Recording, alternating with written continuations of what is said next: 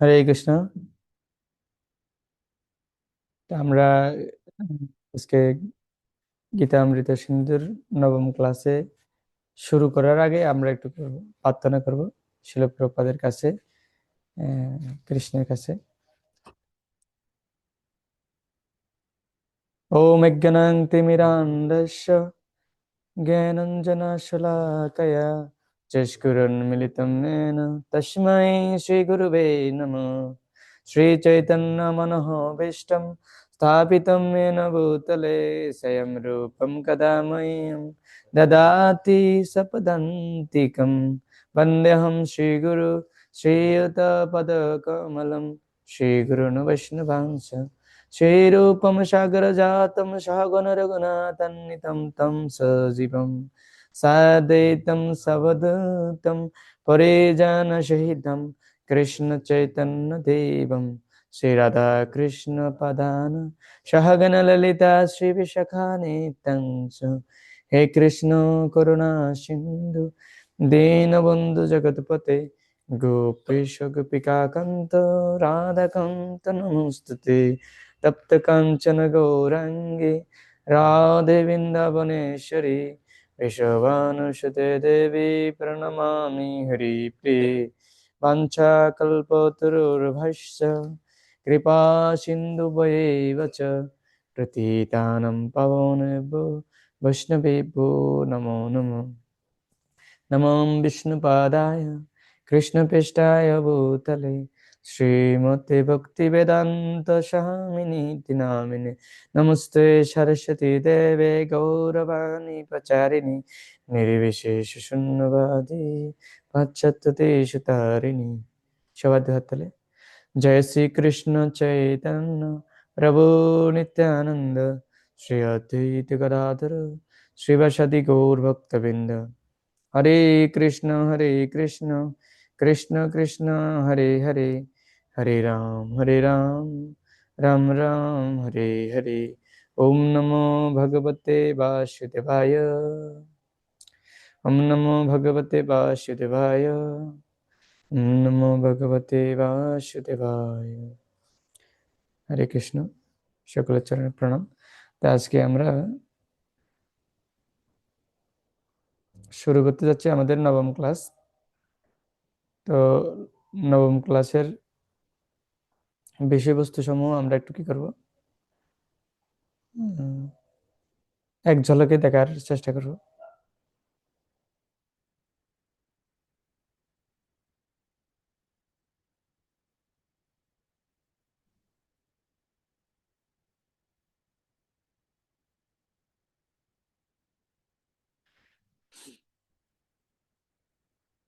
হরে কৃষ্ণ।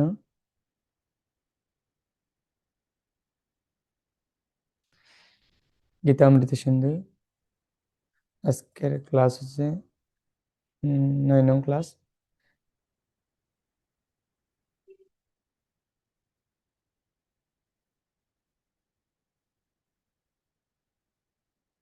তো স্থিতপ্রজ্ঞ মুক্ত আত্মার গুণাবলী, জীবন মুক্ত, আজকে আমরা এই বিষয়টা নিয়ে আলোচনা করব।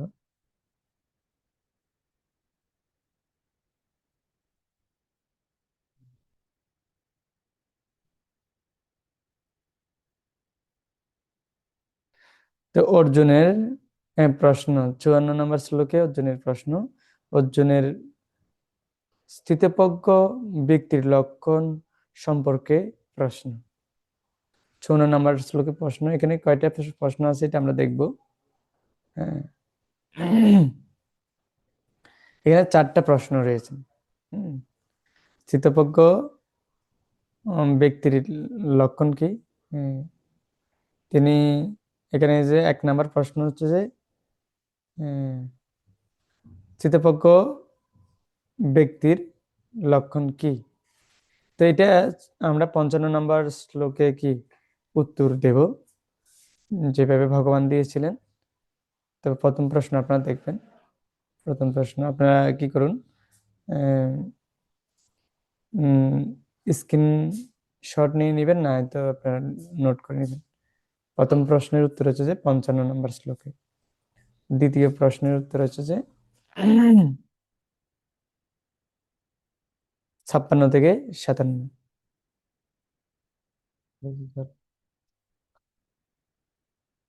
হ্যাঁ, দ্বৈততার প্রতি স্থিতপ্রজ্ঞ ব্যক্তির প্রতিক্রিয়া প্রতিক্রিয়া কিভাবে কথা বলে। তো এই ইয়াতে এ, শ্লো- দ্বিতীয় উত্তরে আমরা দেখতে পাই, দ্বিতীয় উত্তর হচ্ছে যে কি 56 থেকে 57, এই দুই শ্লোকের মাধ্যমে পাই। তৃতীয় উত্তর, স্থিতপ্রজ্ঞ ব্যক্তির সংযম কিভাবে অবস্থা ইন্দ্রিয় সংযম কিভাবে অবস্থান উম, কিভাবে অবস্থান করেন এখানে। তিনি স্থিতপ্রজ্ঞ ব্যক্তি কচ্ছপের মতো ইন্দ্রিয় গুলো গুটিয়ে নেন। ইন্দ্রিয় সংযম জ্ঞানীদের পক্ষেও যা কঠিন, তা কেবল কৃষ্ণ ভক্তির দ্বারাই সম্ভব। অনিয়ন্ত্রিত মনের দ্বারা 8টি ধাপে অধঃপতন ঘটে। তো এটা হচ্ছে যে তৃতীয় নম্বর প্রশ্নের উত্তরে, এটা আমরা পাই 58 থেকে 63, সেগুলো আমরা আলোচনা করব। আর চতুর্থ নম্বর প্রশ্নের উত্তর হচ্ছে যে 64 66 থেকে 71। এখানে বলছে স্থিতপ্রজ্ঞ ব্যক্তি ইন্দ্রিয় সংযোগ কিভাবে বিচারণ করেন। ভগবানের কৃপায় তার বুদ্ধি স্থির হয় ও তিনি শান্তি লাভ করেন। উত্তেজিত ইন্দ্রিয় বুদ্ধিকে বিপথে চালিত করে, কিন্তু স্থিতপ্রজ্ঞ ব্যক্তি সর্বদাই স্থির থাকেন। স্থিতপ্রজ্ঞ ব্যক্তির লক্ষণ ও গুণাবলী সমূহ, এই যে আমরা 64 থেকে 71 নম্বর শ্লোক। তা আমরা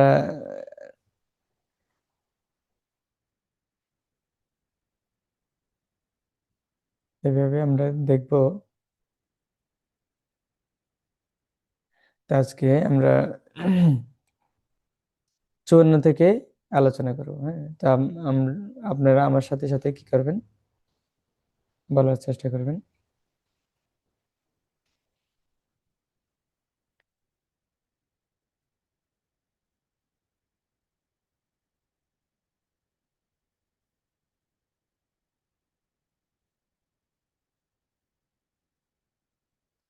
আমরা শ্রীমদ্ ভগবদ গীতা যান।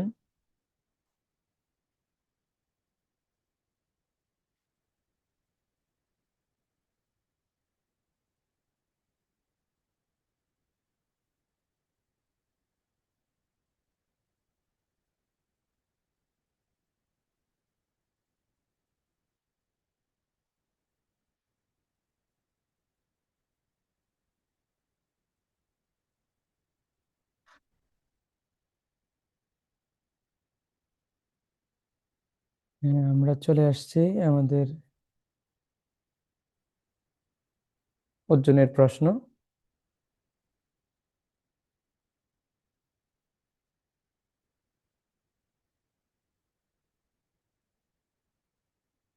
লেখাগুলো ঠিক আছে নাকি আরেকটু বড় করতে হবে আপনাদের, দেখুন। না, বরাবর আছে। এর থেকে বড় করলে সুন্দর দেখা যাবে না। হ্যাঁ, হ্যাঁ, ঠিক আছে, আমার সাথে সাথে বলবেন। তো আমরা গত ক্লাসে কি কি আলোচনা করেছি সেগুলা আহ, একটু করে আহ, একটু ইয়ে করি, রিভাইজ দিই। তো গত ক্লাসে আমরা 30 থেকে 53 পর্যন্ত আলোচনা করেছিলাম। হ্যাঁ, তো সেখানে যে যে বিষয়গুলা দায়িত্ব কর্তব্য সম্বন্ধে আলোচনা করেছে। হ্যাঁ, এবং ভক্তিযুগ যে অত্যন্ত গুরুত্বপূর্ণ, একটু করে কি করলো এটার কোনো কি নাই, ক্ষয় নাই। তার প্রতি একনিষ্ঠ ভক্তি সম্বন্ধে আলোচনা করা করা হয়েছে। আর এই ভক্তিটা শুরু হয় 3 গুণের ঊর্ধ্বে গিয়ে। আর যারা মানে বুদ্ধিমান ব্যক্তি, তারা কর্ম কৌশলের মাধ্যমে তারা কি করেন, জড়বন্ধন থেকে মুক্ত হন। তো এইভাবে তিনি বলছেন যে যে যারা মোহমুক্ত হয়েছেন, মোহরূপ হ্যাঁ, অরণ্যকে কি করেছেন, অতিক্রম করেছেন। তোমার বুদ্ধি যখন বেদের বিচিত্র ভাষার দ্বারা আর বিচলিত হবে না এবং আত্মা উপলব্ধির সমাধিতে স্থির হবে, তখন তুমি দিব্যজ্ঞান লাভ করে ভক্তিযুগে অধিষ্ঠিত হবে। তো এর যে মোহটা অত্যন্ত মারাত্মপূর্ণ আছে, এটা ডেঞ্জারাস। তো এটা মোহ থাকলে কখনো আমাদের ভগবত ভক্তি যাচন করা যাবে না।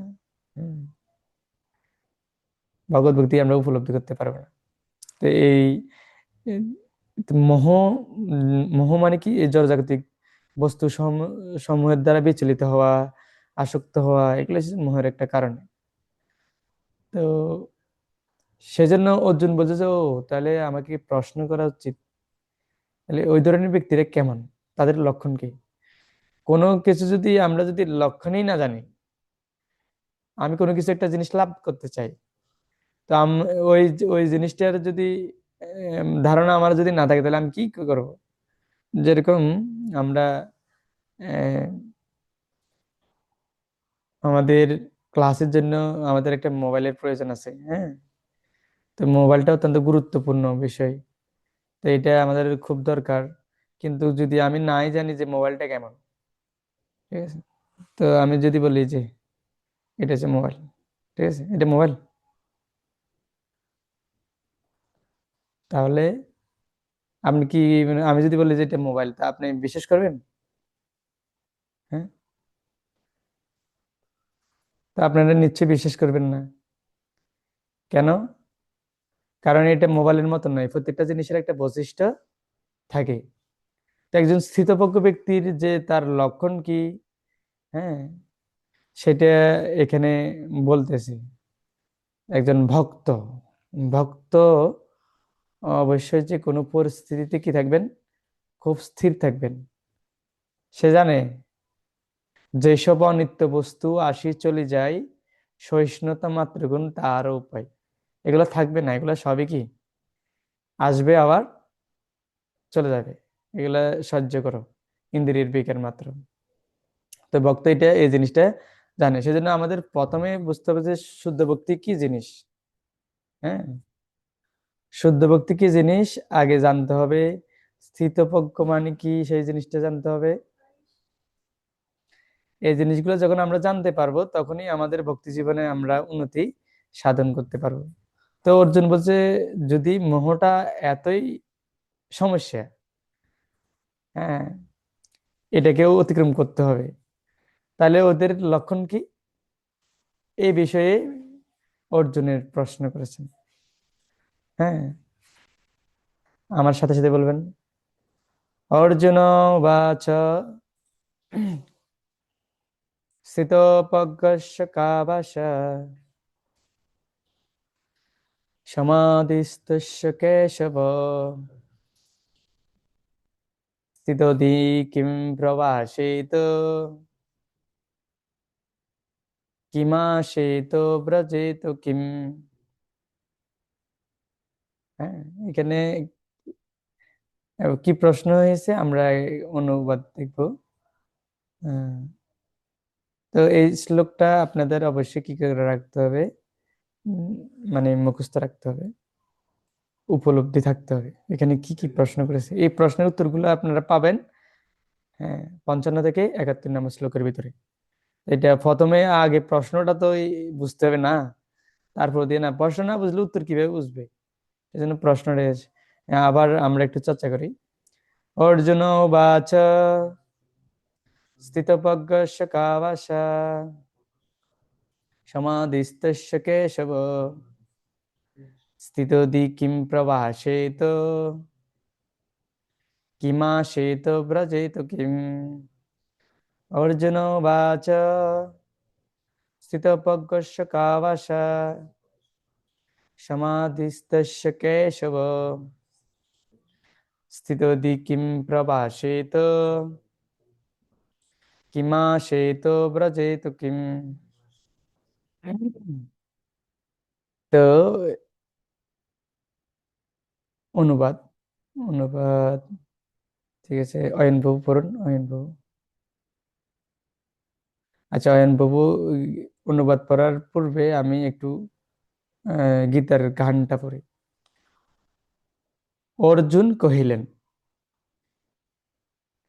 কি লক কি লক্ষণ স্থিতপ্রজ্ঞ, কিবা তার ভাষা, হে কেশব কহ মোরে, সমাধি সমাধিস্থ আশা, স্থিতদি কি বলে, কিবা উঠা বসা করে, কিভাবে গমন করে, কহত বিস্তারে। খুব সুন্দর করে এর কি উম, অর্জুন প্রশ্ন করেছেন, শিল প্রপাত খুব সুন্দর করে গীতের গান দিয়েছেন। এটা যে কি, তো আইন বাবু অনুবাদ করুন।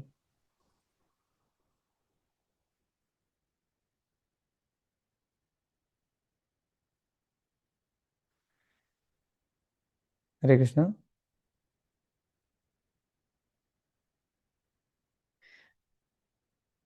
আচ্ছা, নেটওয়ার্কের সমস্যা হতে পারে। লিটন বাবু অনুবাদ। হরে কৃষ্ণ, অনুবাদ পড়বো বাবু? হ্যাঁ, অনুবাদ করুন। হরে কৃষ্ণ, প্রণাম। অনুবাদ। অর্জুন জিজ্ঞাসা করলেন, হে কেশব, স্থিতপ্রজ্ঞ অর্থাৎ অচলা বুদ্ধিসম্পন্ন মানুষের লক্ষণ কি? তিনি কিভাবে কথা বলেন, কিভাবে অবস্থান করেন এবং কিভাবে তা তিনি বিচরণ করেন? হ্যাঁ, তো এখানে কয়টা প্রশ্ন, কে কি বলতে পারবেন? ঠিক আছে, এখানে কয়টা প্রশ্ন উম, করা হয়েছে? প্রভু 4টা প্রশ্ন করা হয়েছে। 4টে প্রশ্ন করা হয়েছে, ঠিক আছে। আচ্ছা, 4টে প্রশ্ন করা হয়েছে। অন্য কেউ বলুন যে এই 4টে প্রশ্ন মানে কতটুকু কতটুকু একটু আপনারা পরে বলেন।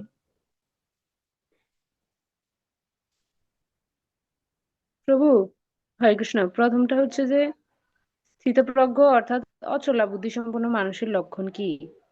হুম, তারপরে দ্বিতীয়টা হচ্ছে যে কথা বলেন। তারপরে তৃতীয়টা হচ্ছে যে তিনি কিভাবে অবস্থান করেন। হুম। আর 4 নাম্বারটা হচ্ছে যে কিভাবে বা তিনি বিচরণ করেন। হ্যাঁ, তো এখানে 4টেই প্রশ্ন হয়েছে। তো 4টে প্রশ্ন আমরা হয়তো একটাতেই প্রশ্ন বোধক চিহ্ন রয়েছে আর বাকিগুলোতে নাই, কিন্তু এখানে 4টেই প্রশ্ন করেছে। তো 4টে প্রশ্নের উত্তর দিতে গিয়ে ভগবান 55 থেকে 71 নম্বর শ্লোক পর্যন্ত কি করেছেন বলেছেন, যে স্থিতপ্রজ্ঞ ব্যক্তির লক্ষণ কি। তা আমরা ধীরে ধীরে সেগুলা আলোচনা করব। তো প্রথমে আমাদেরকে বুঝতে হবে স্থিতপ্রজ্ঞা শব্দের অর্থ কি। হুম, স্থিতপ্রজ্ঞস্য কা ভাষা, স্থিতপ্রজ্ঞস্য কা ভাষা, সমাধিস্থস্য কেশব। হ্যাঁ, তো স্থিতপ্রজ্ঞস্য কা ভাষা সমাধিস্থস্য কেশব, স্থিত স্থিত দিক কিম, প্রবাসিত কিম আসিত, বচিত কিম। তো এই যে যে প্রশ্ন করেছে, প্রথমত বুঝতে হবে যে স্থিতপ্রজ্ঞ শব্দের অর্থ কি। তো স্থিতপ্রজ্ঞ, এই যে এখানে শিলপ্রপাত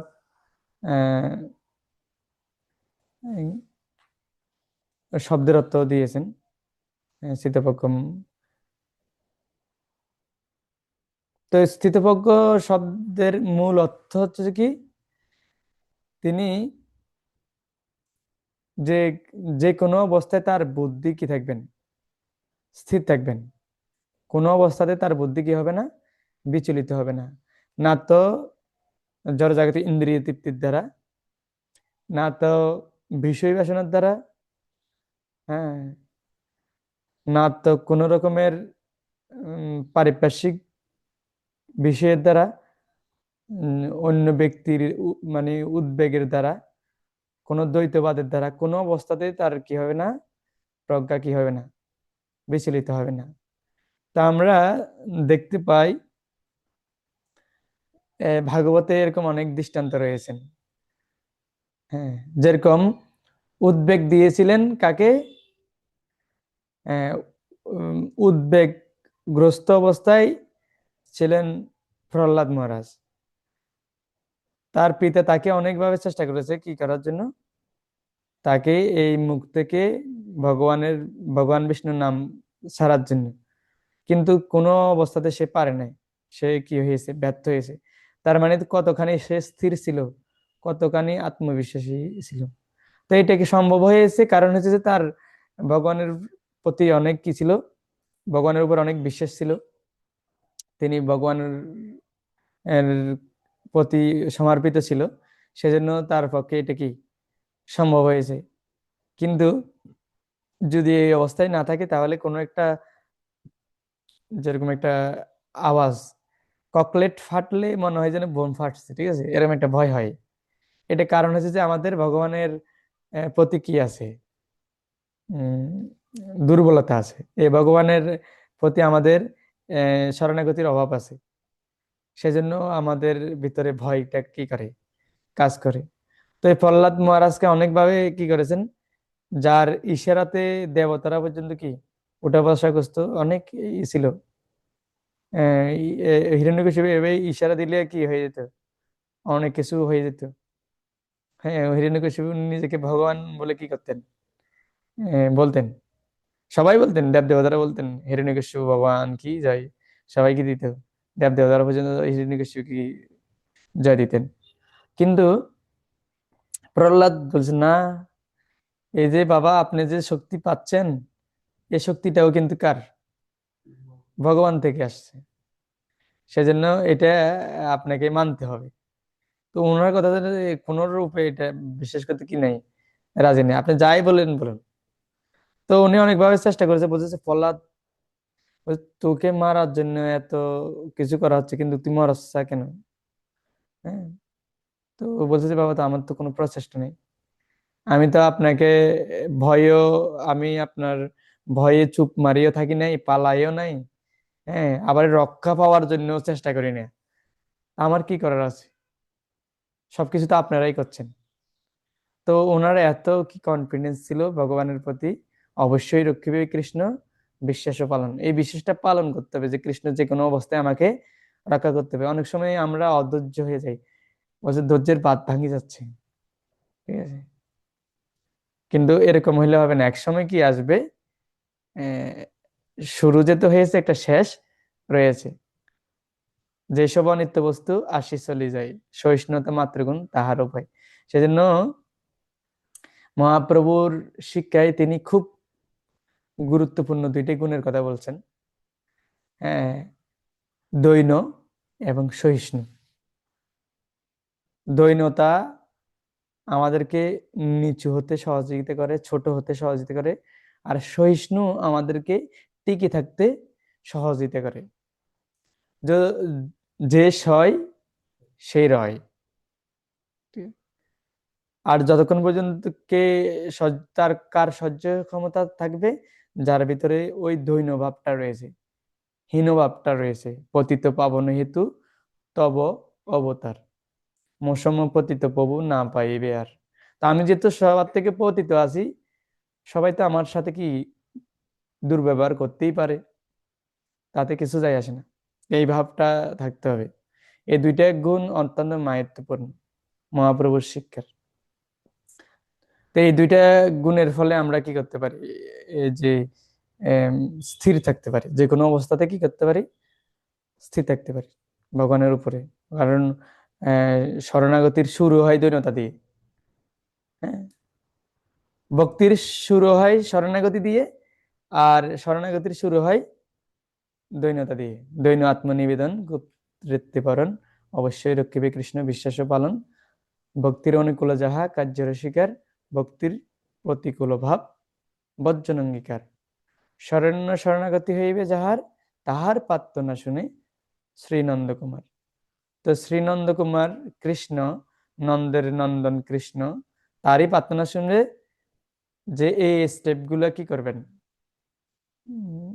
সে ধাপ গুলা অর্জন করে আসবেন, তারই কি কথা শুনবেন। আমরা দেখতে পাই যার তার কথা কি করে না, আহ যারা কি আছে বিশিষ্ট ব্যক্তি, তারা যার তার কথা শুনবে না। যেরকম কেউ একটা কোম্পানির মালিক, তো বাইরের একজন যদি বলেন যে না ওর কি ইয়েটা নেন, ইন্টারভিউটা নেন, তাহলে সে কি করবে না, নেবে না। তো যে তার প্রতিনিধিরা যখন বলবে তখন এটা কি সম্ভব হয়। তো এইভাবে দেখা যাচ্ছে যথাযথ ব্যক্তির প্রার্থনায় একমাত্র ভগবান শুনে। তো এগুলোর মাধ্যমে আমরা প্রমাণিত হয় যে এগুলো হচ্ছে লক্ষণ। কি কি লক্ষণ? এগুলো হচ্ছে লক্ষণ। তো তিনি যে কোনো অবস্থাতে কি থাকেন, স্থির থাকেন, প্রহ্লাদ মহারাজের দৃষ্টান্ত। হ্যাঁ, আর হচ্ছে যে হরিদাস ঠাকুরের দৃষ্টান্ত। প্রহ্লাদ মহারাজের উদ্বেগ দ্বারা প্রভাবিত করতে পারেনি, কোনো উদ্বেগ। আর হরিদাস ঠাকুরকে অন্যভাবে কি করেছেন, ইন্দ্রিয় তৃপ্তির দ্বারা। হ্যাঁ, লক্ষ্মীরা স্বয়ং যিনি মায়ার কি প্রতিনিধি, মায়া, মায়া দেবী, স্বয়ং মায়া দেবী লক্ষ্মীরা। তো লক্ষ্মীরা অনেকভাবে তাকে কি করেছিলেন, লোভ লালসা দেখাইছিলেন। কিন্তু তিনি ওই যে কুর্মের মতন কি আছে, মানে বসে আছে, কোনো অস্থিরতা তার ভিতরে কাজ করেনি। আর ফলে কি হয়, ওই মায়াটাও শুদ্ধ বৈষ্ণবীতে কি পরিণত হয়। শুদ্ধ ভক্তের সঙ্গে এত কি আছে, মায়াত্বপূর্ণ আছে। স্বয়ং মায়া দেবীকে কি করে ফেলছে, প্রভাবিত করে ফেলছে। তো এইভাবে দেখা যাচ্ছে হরিদাস ঠাকুরের জীবনও আমরা দেখতে পাই যে উনি কিভাবে স্থির ছিলেন। অম্বরীশ মহারাজের জীবন দেখে আমরা দেখতে পাই, যখন আহ, ওই যে দানব আসতেছে ওনাকে কি করার জন্য, সবকিছু জ্বালিয়ে পুড়িয়ে ওনাকে জ্বালানোর জন্য আসতেছে, কিন্তু উনি খুব নিশ্চিন্তে কি করতেছে, ভগবানের নাম করতেছে। কারণ উনি ভগবানের উপরে একটা মারবি রাখবি যে ইচ্ছে তোমার, তুমি মারো বা রাখো, এটা তো তোমার ইচ্ছে। তো এইভাবে আমরা দেখতে পাই যে শুদ্ধ ভক্তদের লক্ষণগুলা বা ওদের দৃষ্টান্ত স্বরূপ ওরা কত স্থির ছিল ভগবত ভক্তিতে। তারা কিভাবে কথা বলেন, কিভাবে চলেন, হ্যাঁ, সবগুলাই কি এখানে বলা আছে। তো এখানে চারটা যে প্রশ্নের, হ্যাঁ, উত্তর, হ্যাঁ, চারটে প্রশ্নের উত্তরে আমরা প্রথমে দেখতে পাই, প্রথম প্রশ্নের উত্তরে হচ্ছে যে মানে 55 নম্বর শ্লোকে। তো তার আগে দিয়ে আমরা এই শিল প্রপাতের তাৎপর্যটা একটু দেখব, এখানে তিনি কি কি বলেছেন। হ্যাঁ, এখন আমরা প্রশ্ন উত্তরে যাচ্ছি না, আমরা এখন তাৎপর্য পড়ব। তো এখানে বলছেন এই তাৎপর্যগুলো অত্যন্ত মাহাত্ম্যপূর্ণ আছে, তা আপনারা আন্ডারলাইন করবেন, এগুলো উপলব্ধি করার চেষ্টা করবেন। তো এই প্রত্যেকটা শ্লোকের তাৎপর্য অনেক মাহাত্ম্যপূর্ণ, তা আমরা চেষ্টা করবো যতখানি কি করা যায়। তো বিশেষ অবস্থায়, বিশেষ অবস্থা অনুযায়ী প্রতিটি মানুষেরই যেমন কোনো না কোনো লক্ষণ থাকে, কৃষ্ণ ভাবনাময় মানুষেরও সেই রকম চলা বলা চিন্তা ভাবনায় কতগুলি প্রকৃতিগত লক্ষণ থাকে। একজন ধনীর কতগুলি লক্ষণ দেখে যেমন বোঝা যায় সে ধনী, একজন রোগীর কতগুলি লক্ষণ দেখে যেমন বোঝা যায় সে রোগী, একজন জ্ঞানীর লক্ষণ দেখে যেমন বোঝা যায় সে জ্ঞানী। তেমনি শ্রীকৃষ্ণের অপাকৃত ভাবনায় মগ্ন কোনো ভগবত ভক্তের কথা বলার ধরন, চলার ভঙ্গি, চিন্তাধারা, মনোবৃত্তি আদি দেখে বোঝা যায় তিনি হচ্ছেন ভগবত ভক্ত। ভগবত ভগবত ভক্তের এই সমস্ত লক্ষণের বর্ণনা ভগবত গীতায় পাওয়া যায়। এই লক্ষণগুলির মধ্যে সবচেয়ে গুরুত্বপূর্ণ হচ্ছে তিনি কিভাবে কথা বলেন। কারণ কথার মাধ্যমে দিয়ে সবচেয়ে গভীরের কথার মাধ্যম দিয়ে সবচেয়ে গভীরভাবে মানুষের অন্তরের ভাবের প্রকাশ হয়। প্রবাদ আছে, মূর্খ যতক্ষণ পর্যন্ত তার মুখ না খুলছে ততক্ষণ তার মূর্খতা প্রকাশ পায় না। বিশেষ করে ভালো পোশাকে সজ্জিত মূর্খ যতক্ষণ তার মুখ না খুলছে তাকে চেনার উপায় নেই। কিন্তু যখনই সে মুখ খোলে তখনই তার পরিচয় প্রকাশ পায়। কৃষ্ণ ভাবনাময় মানুষের প্রাথমিক লক্ষণ হচ্ছে তিনি শ্রীকৃষ্ণের অথবা শ্রীকৃষ্ণের সম্বন্ধীয় বিষয় ছাড়া আর কোনো কথাই বলেন না। অন্য লক্ষণ তখন স্বাভাবিকভাবে তার মধ্যে প্রকাশিত হয় এবং তার নিচে পরিণত হয়েছে। তো এখানে কিছু লক্ষণের কথা বলেছেন প্রভুপাদ। রোগীর কিছু লক্ষণ আছে, ধনীর কিছু লক্ষণ আছে, সেগুলোর মাধ্যমে আমরা বুঝতে পারি যে ধনী। আর জ্ঞানেরও কিছু লক্ষণ আছে।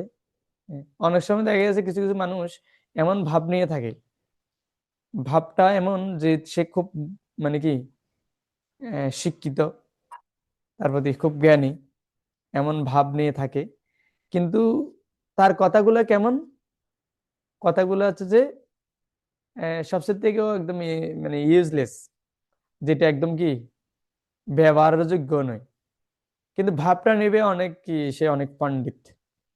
যেটা দ্বিতীয় অধ্যায়ে ভগবান কি করেছেন, অর্জুনকে বলেছেন তুমি তো পণ্ডিতের মতন কথা বলছো, কিন্তু পণ্ডিত তো এই ধরনের নয়। তখন অর্জুন স্তব্ধ হয়ে গেছে, কি বলে, তাহলে এতক্ষণ যে প্রবচন দিলাম, পাণ্ডিত্য জাহির করলাম, এগুলো কি আসলে ভুল?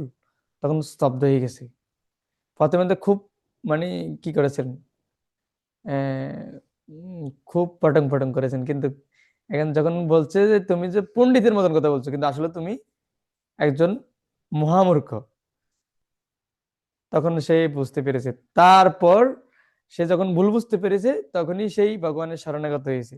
কিন্তু দুঃখের বিষয় হচ্ছে যে অনেকে যদি অনেককে কি বলা হয়, তার ভুল ধরিয়ে দেওয়া হয়, সে উল্টা কি হয় রিয়েক্ট করে, আরো উত্তেজিত হয়ে যায়। কিন্তু আমাদের এরকম করা উচিত নেই। যদি ভুল ধরে দেওয়া হয়, সেখান থেকে শিক্ষা নিয়ে আমাদেরকে আরো কি এগিয়ে যাওয়ার জন্য কি করা উচিত, পরামর্শ নেওয়া উচিত।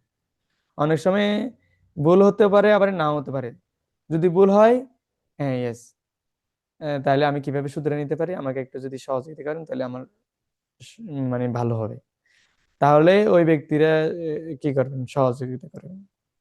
আর যদি ভুল না হয়, আমি তো বুঝতে পেরেছি ভুল নয়, তাও বলতে হবে ঠিক আছে। কারণ সেখানে যদি যুক্তি তর্ক দিতে যায়, তাহলে কথাই কথাই বাড়ে। যে যদি মনে হয় না উনি আমার থেকে বিজ্ঞ আছে, ওনার কথাটা আমি কি করতে পারি, শুনতে পারি। আর যদি না আসলে উনি, ওনারই স্বভাব হচ্ছে কি কারোর দোষ ত্রুটিগুলো কি সমালোচনা করা, বাড়িয়ে বলা, তাহলে ওই ওই স্থানে আহ মুখটা কি রাখতে হবে, বদ্ধ রাখতে হবে। কেন? কারণ হচ্ছে যে শিল প্রভুপাদ বলছেন একজন ব্যক্তির কথার মাধ্যমে সবচেয়ে তার আহ জ্ঞানের ভাব, ভক্তিভাব সবকিছু প্রকাশ পায় তার কথার মাধ্যমে। সেজন্য কথাটা কিভাবে বলছে সেটা হচ্ছে যে সবচেয়ে গুরুত্বপূর্ণ বিষয়। তো কথার মাধ্যমে সবকিছু প্রকাশ পায়। কেন? আমরা যেরকম চিন্তা করি, হ্যাঁ, যেরকম যেরকম চিন্তা করি সেরকম আমরা কি করি বলি। যেমন চিন্তা করি আমরা তেমন বলি, আর যেমন বলি সেরকম আমাদের আচার আচরণে এটা কি হয়, প্রকাশিত হয়। হ্যাঁ, বা আমরা যেমন করি সেরকম আমাদের চিন্তাধারা, যেরকম সঙ্গ পাই আমরা সেরকম চিন্তাধারা, আর সেরকম চিন্তাধারার ফলে আমাদের মনে সেইগুলা কি হয়, জল্পনা কল্পনা হয়, তারপর দিয়ে সেগুলো মুখ দিয়ে বেরোয়, তারপর দিয়ে আমাদের আচার আচরণের মাধ্যমে সেটা প্রকাশিত হয়। সেজন্য রাধাশ্যাম প্রভু বলছেন যে থিঙ্কিং, অ্যাটিটিউড, বিহেভিয়ার, এই তিনটা জিনিসের মাধ্যমে আমরা বুঝতে পারবো যে একজন ব্যক্তি কেমন। আর বেশি কিছু করতে হবে না তাকে, কি থার্মোমিটার দিয়ে কি মাপতে হবে না। এগুলো এসেছে থার্মোমিটারের মতন। তো কথার ধরন কেমন সেই জিনিসগুলা, তো শিল প্রভুপাদ বলছেন সবচেয়ে গুরুত্বপূর্ণ হচ্ছে তিনি কিভাবে কথা বলেন। তিনি কৃষ্ণ কথা ছাড়া অন্য কোনো কথা বলেন, তিনি অথবা শ্রীকৃষ্ণ সম্বন্ধীয় বিষয় ছাড়া আর অন্য কোনো কথাই বলেন না। তা আমাদেরকে প্রথম শিক্ষা নিতে হবে, যদি আমরা স্থিতপ্রজ্ঞ হতে চাই বা কৃষ্ণ ভক্ত হতে চাই, মুখ দিয়ে কোনো রকমের প্রজল্প করা যাবে না। সর্বপ্রথম আমাদের এই শিক্ষা নিতে হবে যে আমি যদি কথা বলবো, কৃষ্ণ কথাই বলবো। কোনো রকমের কি হবে না, প্রজল্প হবে না, যোগ হবে না, কোনো রকমের সমালোচনা হবে না, এগুলো কিছু হবে না। শুধু একমাত্রই আমরা কি করতে পারি, কৃষ্ণ কথা বলতে পারি আর বৈষ্ণবদের গুণকীর্তন করতে পারি। যদি আমি প্রজল্পের দ্বারা প্রজল্পের আহ, প্রজল্পটা আমরা কি করব, কৃষ্ণ কথা বলার মাধ্যমে কনভার্ট করব, আর সমালোচনাটা কনভার্ট করব গুণকীর্তনের মাধ্যমে। তো আমরা যদি বৈষ্ণবদের গুণকীর্তন করি, কৃষ্ণ গুণকীর্তন করি, তাহলে আর অন্যের সমালোচনা বা দোষ কীর্তনের কোনো কি নাই, সুযোগ নেই। কারণ এই যে মুখের স্বভাবটা হচ্ছে যে কিছু বলা, তো কি ধরনের কথা বলবো সেটা হচ্ছে যে আমার উপরে নির্ভর করে। সেজন্য বলছে যে স্থিতপ্রজ্ঞ যারা আছেন তারা এরকমই, কৃষ্ণ কথা ছাড়া আর কোনো কিছু বলেন না। এটা হচ্ছে প্রধান, হ্যাঁ, প্রথম এবং প্রধান লক্ষণ হচ্ছে এটা। অন্য লক্ষণ অন্য লক্ষণ তখন অন্যান্য লক্ষণগুলো স্বাভাবিকভাবে তার মধ্যে প্রকাশিত হয় এবং তার নিচে পরিণত হয়। তো আরো কিছু লক্ষণ আছে, তো সেই গৌণ লক্ষণগুলো এগুলা ধীরে ধীরে কি প্রকাশিত হবে। যেরকম 26টা গুণের মাধ্যমে মুখ্য লক্ষণ হচ্ছে যে কৃষ্ণ এক স্মরণ, সর্বতভাবে কৃষ্ণের শরণাগত, আর বাকি গুণগুলো তাকে কি করবে, সাপোর্ট করবে। কিন্তু মূল ভিত্তিটা হচ্ছে যে যে কৃষ্ণ এক স্মরণ। তো এই কৃষ্ণ ভক্তের মূল আহ, যে জিনিসটা বাস্তব ভক্তের মূল ভিত্তিটা হচ্ছে যে তার কথা বলার ধরন। সে হঠাৎ করে কেউ একজন কিছু বলে দিল, মেজাজ টাং করে ধরে গেল, আর মুখ দিয়ে যা আসে তা বলবে না, অনেক ভাবি শুনতে তিনি কি কথা বলবেন। অনুদ্বেগম করম বাক্যম সত্যম প্রিয়ম হিতম চেয়ত। তো এইগুলোর মাধ্যমে তিনি সুন্দর করে কথা বলবেন। আর কখন কতটুকু বলতে হবে সেটাও জানেন, কোথায় চুপ থাকতে হবে সেটাও জানেন, কোথায় আহ, আহ, কথা বলা যাবে না বা এই সবগুলো তিনি জানেন। এই হচ্ছে যে প্রথম যে অর্জুনের প্রশ্ন করেছেন, তাৎপর্য ছিল প্রভাত বলছেন। এখন উত্তর, এটা হচ্ছে যে প্রথম নাম্বার প্রশ্নের উত্তর। আমার সাথে বলবেন, প্রজহাতি যদা কামন, হ্যাঁ, শ্রী ভগবান উবাচ প্রজহাতি যদা কামন সর্বন পার্থমনাগতন আত্মন্যবাত্মন তুষ্ট স্থিতপ্রজ্ঞতদুচ্যতে। তো এখানে বলছেন যে প্রজাহাতি যদা কাম, পরমেশ্বর ভগবান বললেন, হে পার্থ, যিনি জীব যখন মানসিক জল্পনা কল্পনা ত্যাগ উদ্ভূত সমস্ত মনোগত কাম পরিত্যাগ করে এবং তার মন যখন এভাবেই পবিত্র হয়ে আত্মাতেই পূর্ণ তৃপ্তি লাভ করে, তখনই তাকে স্থিতপ্রজ্ঞ বলা হয়। ইয়দাহাতি প্রজাহাতি ইয়দা কামান, প্রজাহাতি ইয়দা কামান সর্বন পাত্য মনোগতন। তো এখানে শিল প্রপাত কি দ্বারা বলছে যে নিজের ইন্দ্রিয় সুখে যত কাম আছে, বদ্ধ জীব মনোধর্মে ধাই পাচে পাচে।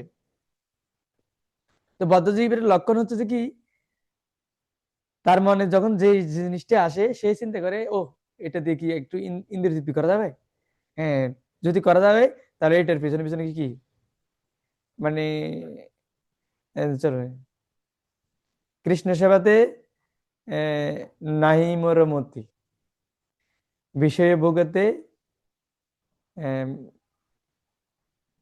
সদা হয় রতি, মানে প্রবল আসক্তি, বিষয় ভোগতে প্রবল আসক্তি। কিন্তু কৃষ্ণ সেবাতে মানে কি নাই, রতি নেই, কিন্তু বিষয় ভোগে খুব কি আছে, প্রবল আসক্তি। একটা সুযোগ পেলে কি, হ্যাঁ, পিছে পিছে কি ধাই পিছে পিছে পাচ্ছে পাচ্ছে। সেই সব কামনা তেজি আত্ম ভগবানে, সেই কামনা ত্যাগ করতে হবে। আর যে আত্মভগবান, মনটা বা নিজেকে ভগবানের চরণে কি করতে হবে, নিবেদন করতে হবে। বা যদি কামনা বাসনা সেগুলো কৃষ্ণের জন্য কি, সেটা গুরু কৃষ্ণের সন্তুষ্টি বিধানের জন্য আমাদের এই কামটাকে কি করতে হবে, ব্যবহার করতে হবে, তাহলে কামটা শুদ্ধ হয়ে যাবে। নাহলে কামটা কি আছে, অশুদ্ধ আছে। কামটা হচ্ছে যে প্রেমের বিপরীত। আর যদি এই কামটাও ভগবানের সেবায় লাগানো যায়, অতি দ্রুত আমরা কি মানে প্রেমটা লাভ করতে পারবো। কামের মাধ্যমে আপনি প্রেমটাকে লাভ করতে পারবেন। কামটা প্রেমে রূপান্তরিত হবে যখন নিজের ব্যক্তিগত স্বার্থ, ব্যক্তিগত চাহিদা বর্জন করে যদি আমরা কি করি, ভগবানের সন্তুষ্টি বিধানের জন্য করি। হ্যাঁ, সম্বন্ধ জানিয়া ক্রমে হয় আগুয়ানে। সম্বন্ধ যখন জানতে পারবো তখন আমরা এগিয়ে যেতে পারবো। সম্বন্ধ যদি না জানি, সেজন্য শাস্ত্রের 3টা জ্ঞান: সম্বন্ধ জ্ঞান, অবিধেয় জ্ঞান, প্রয়োজন জ্ঞান। সম্বন্ধ জ্ঞান, অবিধেয়, প্রয়োজন, এই যে এই 3টা জ্ঞান হচ্ছে যে মূল জ্ঞানের মূল সার। তো সম্বন্ধ জ্ঞান মানে হচ্ছে কি, হ্যাঁ, সম্বন্ধ জ্ঞান হচ্ছে যে আমি কে, যেটা প্রথমে কি ভগবান বুঝিয়েছেন কাকে, অর্জুনকে, "এই তুমি তো দেহ নয়, তুমি হচ্ছে কি আত্মা।" তো অর্জুন প্রথমে উঠেছে যে আমি দেহ, সেজন্য দেহের সাথে যেগুলো রিলেটিভ সংযুক্ত সেগুলো চিন্তা করে সে কি হয়ে গেল, আহ, মানে প্রভাবিত হয়ে গেছে, খুব মোহিত বিভ্রান্ত হয়ে গেছে। কিন্তু যখন ভগবান বলছে যে না তুমি দেহ নয়, হ্যাঁ তুমি হচ্ছে দেহি, তো দেহি বলছে, আত্মা বলে নাই, কি বলছে, তুমি দেহ না, দেহিনস্মিন ইয়থা দেহে কুমারম যৌবনম জড়ম। দেহিনস্মিন ইয়থা দেহে, দেহি আর দেহ কিছু কি আছে, পার্থক্য আছে না। তো দেহি হচ্ছে যে আত্মা। তো উনি সুন্দর করে বুঝাইছেন। তো যাকে যেভাবে বুঝাইলে বুঝে সে সেভাবে কি বুঝাইতে হবে। তো একবার শিল প্রপাত কি হয়েছে, বুঝতে চাচ্ছে যে আত্মা, তোমরা you are not body, you are soul. তো এইটা কিভাবে বুঝাবে, তখন জিজ্ঞাসা, আত্মা টাত্মা তো ওনার কি নাই, ধারণা নাই। তখন বলছে যে মানে প্রাইভেট কার, প্রাইভেট কার। বডিটা হচ্ছে কিসের সাথে, কারের সাথে তুলনা করেছে, আর ড্রাইভারটা হচ্ছে কি আত্মার সাথে তুলনা করেছে। সহজে কি বুঝে গেছে। তা আমাদেরকে বুঝতে হবে যে কাকে কিভাবে বোঝানো, যাকে যেভাবে বুঝাইতে হবে সেভাবে যদি বোঝানো হয় তাহলে সে সহজে কি বুঝতে হবে। হ্যাঁ, যারা কি আছে, গ্রামের লোক আছে, তাদেরকে এক ধরনের বুঝতে হবে, যারা এডুকেট পার্সন তাদেরকে এক ধরনের বুঝতে হবে। যাকে যেভাবে বুঝলে মূল কথাটা একই। হ্যাঁ, কাউকে সোল বলতে হবে, কাউকে বলতে হবে আত্মা, কাকে বলতে হবে দেহি, এইভাবে মানে কি মানে বুঝাইতে হবে আর কি। তো এগুলো যদি এই সম্বন্ধ জ্ঞান, আমি কে, হ্যাঁ, আর হচ্ছে যে ভগবান কে, আমি কে, ভগবান কে। তা আমি হচ্ছে আত্মা, আর ভগবান হচ্ছে পরমাত্মা বা পূর্ণ। আমি অংশ, ভগবান হচ্ছে পূর্ণ। এটা হচ্ছে সম্বন্ধ জ্ঞান। হ্যাঁ, সম্বন্ধ জ্ঞান। আর আরেকটা হচ্ছে যে অবিধীয় জ্ঞান, অবিধীয়। তো অবিধীয় জ্ঞানটা হচ্ছে কি, আমি যদি যে আত্মা হই, তো আত্মার কাজ কি, করণীয় কি, করণীয় হচ্ছে যে পুণ্যের সেবা করা, ভগবানের জীবের স্বরূপে কৃষ্ণের দাসত্ব করাটা হচ্ছে যে কি অবিধীয় জ্ঞান। অবিধেয় আর একটা অর্থ হচ্ছে যে যেটা যে পাপ পুণ্যের ঊর্ধ্বে সেই কর্মগুলো করাটাকে বলা হয় অবিধেয় জ্ঞান, জড়জাগতিক জ্ঞান না। আর এটা হচ্ছে যে প্রয়োজন জ্ঞান। তো অনেকে কি করেন, সে বড় হয়েছে, বিবাহ শাদী করবে, কিন্তু এখন তার অর্থের প্রয়োজন, সে কি করেন, চাকরি করবেন, পড়ালেখা শেষ করে চাকরি করবেন। তো চাকরি কেন করেন, চাকরি করে অর্থের জন্য, সেটা হচ্ছে যে প্রয়োজন, অর্থটাই প্রয়োজন। তো আমরা এই যে ভগবানের সেবা করি বা গুরুদেবের সেবা করি, বৈষ্ণবদের সেবা করি, এগুলোর মূল কারণ কি, যাতে আমরা কি ভক্তিটা লাভ করতে পারি। কৃষ্ণ হচ্ছে তোমার, কৃষ্ণ দিতে পারো, তোমারও শক্তি আছে। তো কৃষ্ণকে লাভ করার জন্য আমরা সেবাটা করি, কৃষ্ণ ভক্তি লাভ করার জন্য। তো তো এগুলো হচ্ছে প্রয়োজন জ্ঞান। তো এই এই জ্ঞান সম্বন্ধেও কি থাকতে হবে। তো সম্বন্ধ জ্ঞান না থাকলে, অবিধেয় জ্ঞান না থাকলে আমাদের প্রয়োজন কি, জ্ঞান হবে না। সেজন্য আমাদেরকে চেষ্টা করতে হবে এই বিষয়গুলো যথাযথভাবে কি আহ, উম, ধারণা নেওয়ার জন্য। এই জন্য এখানে বলছে যে সম্বন্ধ জানিয়া ক্রমে হয় আগুয়ান। এগুলো জানলে তখন আপনার আগুয়ান মানে হচ্ছে যে আপনি এগিয়ে যেতে পারবেন। তখন জানিবে তুষ্ট স্থিতপ্রজ্ঞ সুখী। হ্যাঁ, তখন ওই ব্যক্তি কি হয়ে যাবে, ভিতরগত কি হবে, সন্তুষ্ট হয়ে যাবে। হ্যাঁ, তখন সে সুখী হবে। না তো বাহ্যিক জিনিসগুলো আমাদেরকে বিভ্রান্ত করবে। তো বিতর্কত যিনি বিতর্কত সন্তুষ্ট, তাকে বাহ্যিক জিনিসের দ্বারা বাহ্যিক জিনিসগুলো তাকে কি করতে, বিভ্রান্ত করতে পারবে না। কোনো কিছুর দ্বারা সে বিভ্রান্ত হবে না। কিন্তু সে বিতর্কত অসন্তুষ্ট হইলে তাহলে কি হবে, সে যদি উন্নতর সাধনা পায় তখন এগুলো দ্বারা কি বিভ্রান্ত হয়ে যায়। এছাড়া আর যে লোক সকলেই দুঃখী। যারা বিতর্কত সন্তুষ্ট নয়, সম্বন্ধ জ্ঞানের মাধ্যমে ভগবানের সাথে যুক্ত নয়, যারা সন্তুষ্ট নয়, তারা কখনো মানে সুখী হতে পারে না। আর সকলেই দুঃখী, একমাত্র স্থিতপ্রজ্ঞ সুখী, আর বাকি সকলে কি আছে, দুঃখী আছে। তো এখানে অনুবাদে কি বলছেন, জীব যখন মানসিক জল্পনা কল্পনা থেকে উদ্ভূত সমস্ত মনোগত কাম পরিত্যাগ করে। তা আমাদের মনের কাজ হচ্ছে যে কি, এক একবার এক একটা জিনিস কি চিন্তা করা, আশা করা। মন থেকে, মনটা হচ্ছে যে কি কামের গোর্ডেন বা কামনা বাসনার একটা কি গোর্ডেন। তো এখানে গোর্ডেনে কি থাকে, উম, অনেক রকমের কি থাকে, জিনিসপাতি থাকে। আমাদের মনেও কত রকমের কামনা বাসনা আছে, সেটা কি শেষ করা যাবে না। কেউ যদি মনে করে না আমি আমার যে মনের যে চাহিদাগুলো এগুলো মিটাই, তারপর দিয়ে আমি কি করব, ভক্তি করব, কিন্তু এটা হচ্ছে ভুল। যেরকম কয়লা ধুইলে কি যায় না, ময়লা যায় না, যে এরকম মনের চাহিদা মিটানোর মাধ্যমে মন সন্তুষ্ট কখনো হবে না।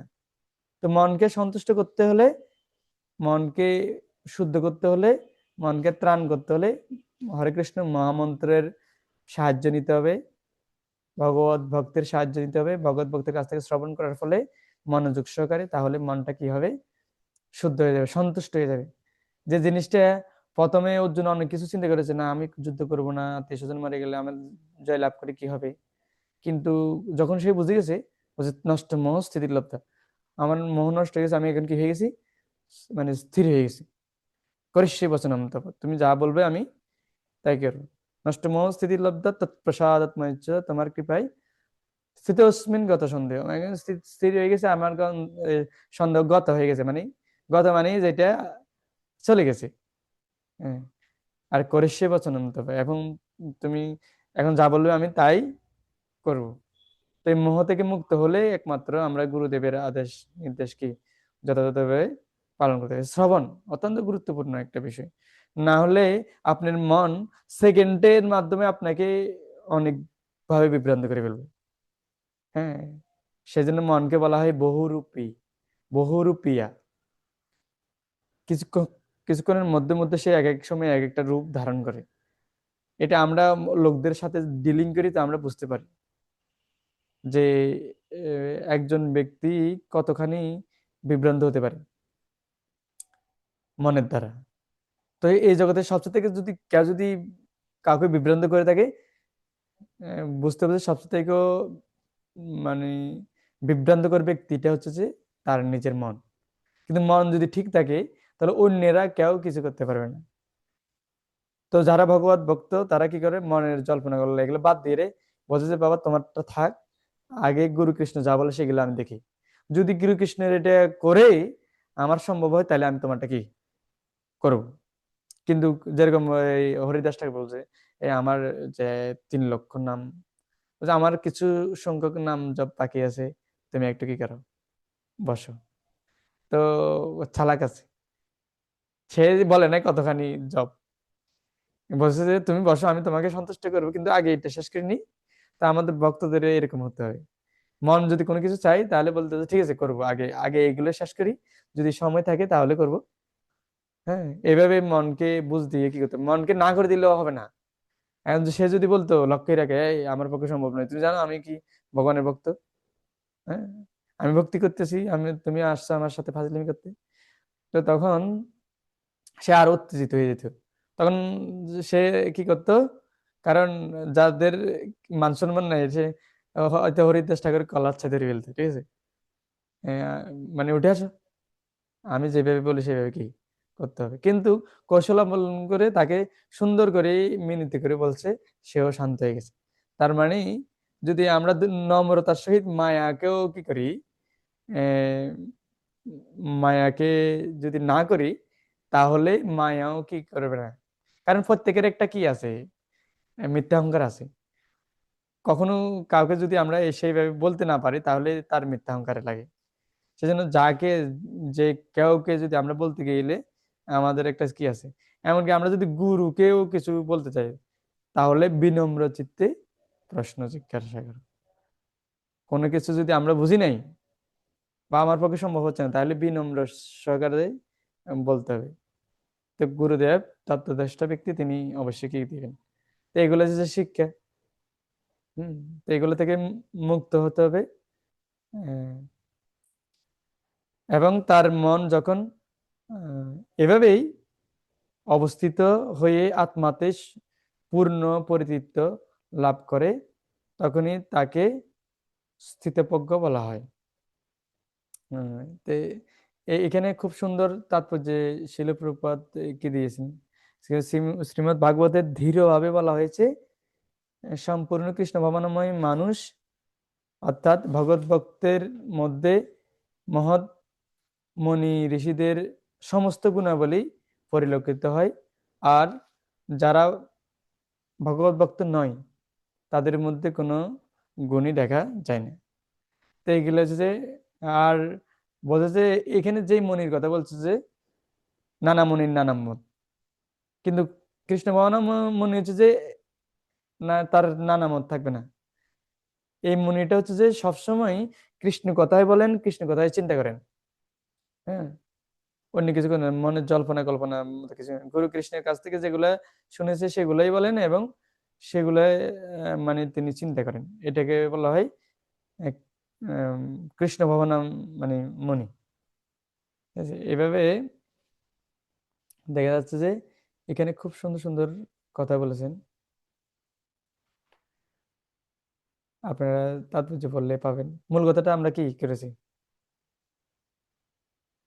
কিন্তু মানুষ যখন কৃষ্ণ ভবনে নিজেকে নিয়োজিত করে, তখন কোনো রকম বাহ্যিক প্রচেষ্টা ছাড়া আপনা থেকেই এই সমস্ত ইন্দ্রিয় ভোগের বাসনা আহ প্রশমিত হয়ে যায়, অটোমেটিকলি কি চলে যাবে। খাবার খেলে যেরকম আহ খিদা মিটে যাবে, হ্যাঁ, আর শক্তি পাবেন। আর একটা আছে যে সন্তুষ্টি আসবে, একটা আছে খিদা নিবৃত্তি, শক্তি, সন্তুষ্টি। তো যারা ভালো ভক্তি করবে, সাধনা করবে, তাদের মাধ্যমে তারা কি ভিতরগত একটা সন্তুষ্টি লাভ করবেন, উৎসাহ উৎসাহ পাবেন, হ্যাঁ, আর বাহ্যিক জিনিসগুলোর দ্বারা আর কি হবে না, বিচলিত হবে না। তো এইগুলো হচ্ছে যে ভালো ভক্তি করার একটা লক্ষণ।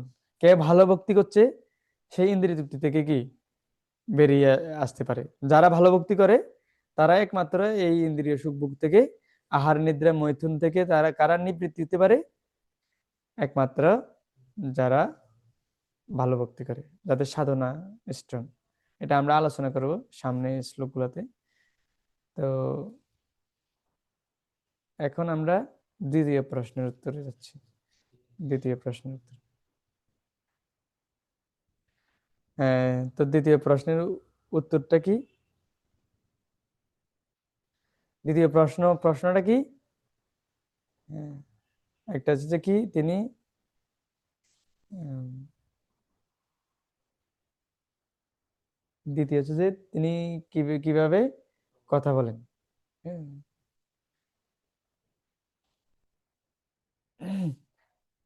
দুঃখেষু অনুদ্বিগ্ন মনা, সুখেষু বিগত স্পৃহ, বিতরাগ ভয় ক্রোধ স্থিতদি মনি উচ্চতে। তো তিনি কি হয়, এটা আরেকটা মাহাত্ম্যপূর্ণ শ্লোক। তো এই অধ্যায় এই শ্লোকগুলা এখান থেকে সবগুলাই কি আমাদের কি করতে হবে, ভালো করে মুখস্থ করতে হবে, হৃদয়ঙ্গম করতে হবে। তো এর মাধ্যমে আরেকটা শ্লোক অত্যন্ত মাহিত্যপূর্ণ, দুঃখেষু অনুদ্বিগ্নমনা। তো বলছে দুঃখেষু অনুদ্বিগ্ন মানে তিতাব দুঃখ উপস্থিত হলে যার মন উদ্বিগ্ন হয় না। তো ত্রিতাপ দুঃখ মানে কি? আধ্যাত্মিক, আদিভৌতিক, আদি দৈবিক। আধ্যাত্মিক মানে হচ্ছে যে আমরা মন এবং শরীর থেকে কিছু কষ্ট পেয়ে থাকি, অন্যের দ্বারা, নিজের দ্বারা। অনেক সময় আমি একটা জিনিস চেয়েছি, এটা পারলাম না। হ্যাঁ, তারপরে রোগ শোকে আমরা কি করতেছি, ভোগ করতেছি। তো এগুলাতে আমরা কি পাচ্ছি, এটা আধ্যাত্মিক। আর এটা আদিদৈবিক, বা কোনো একজন ব্যক্তি আমাকে আঘাত করেছে বা কষ্ট দিয়ে বা হাত দিয়ে মেরেছে, এইভাবে এটা হচ্ছে আদি ভৌতিক। আর আদি দৈবিক, দেবতা কর্তৃক অত্যন্ত ঠান্ডা গরম, ঝড় তুফান বন্যা, এগুলো হচ্ছে যে কি, ভূমিকম্প, এইগুলো হচ্ছে যে আদি দৈবিক, দেবতার কর্তৃক।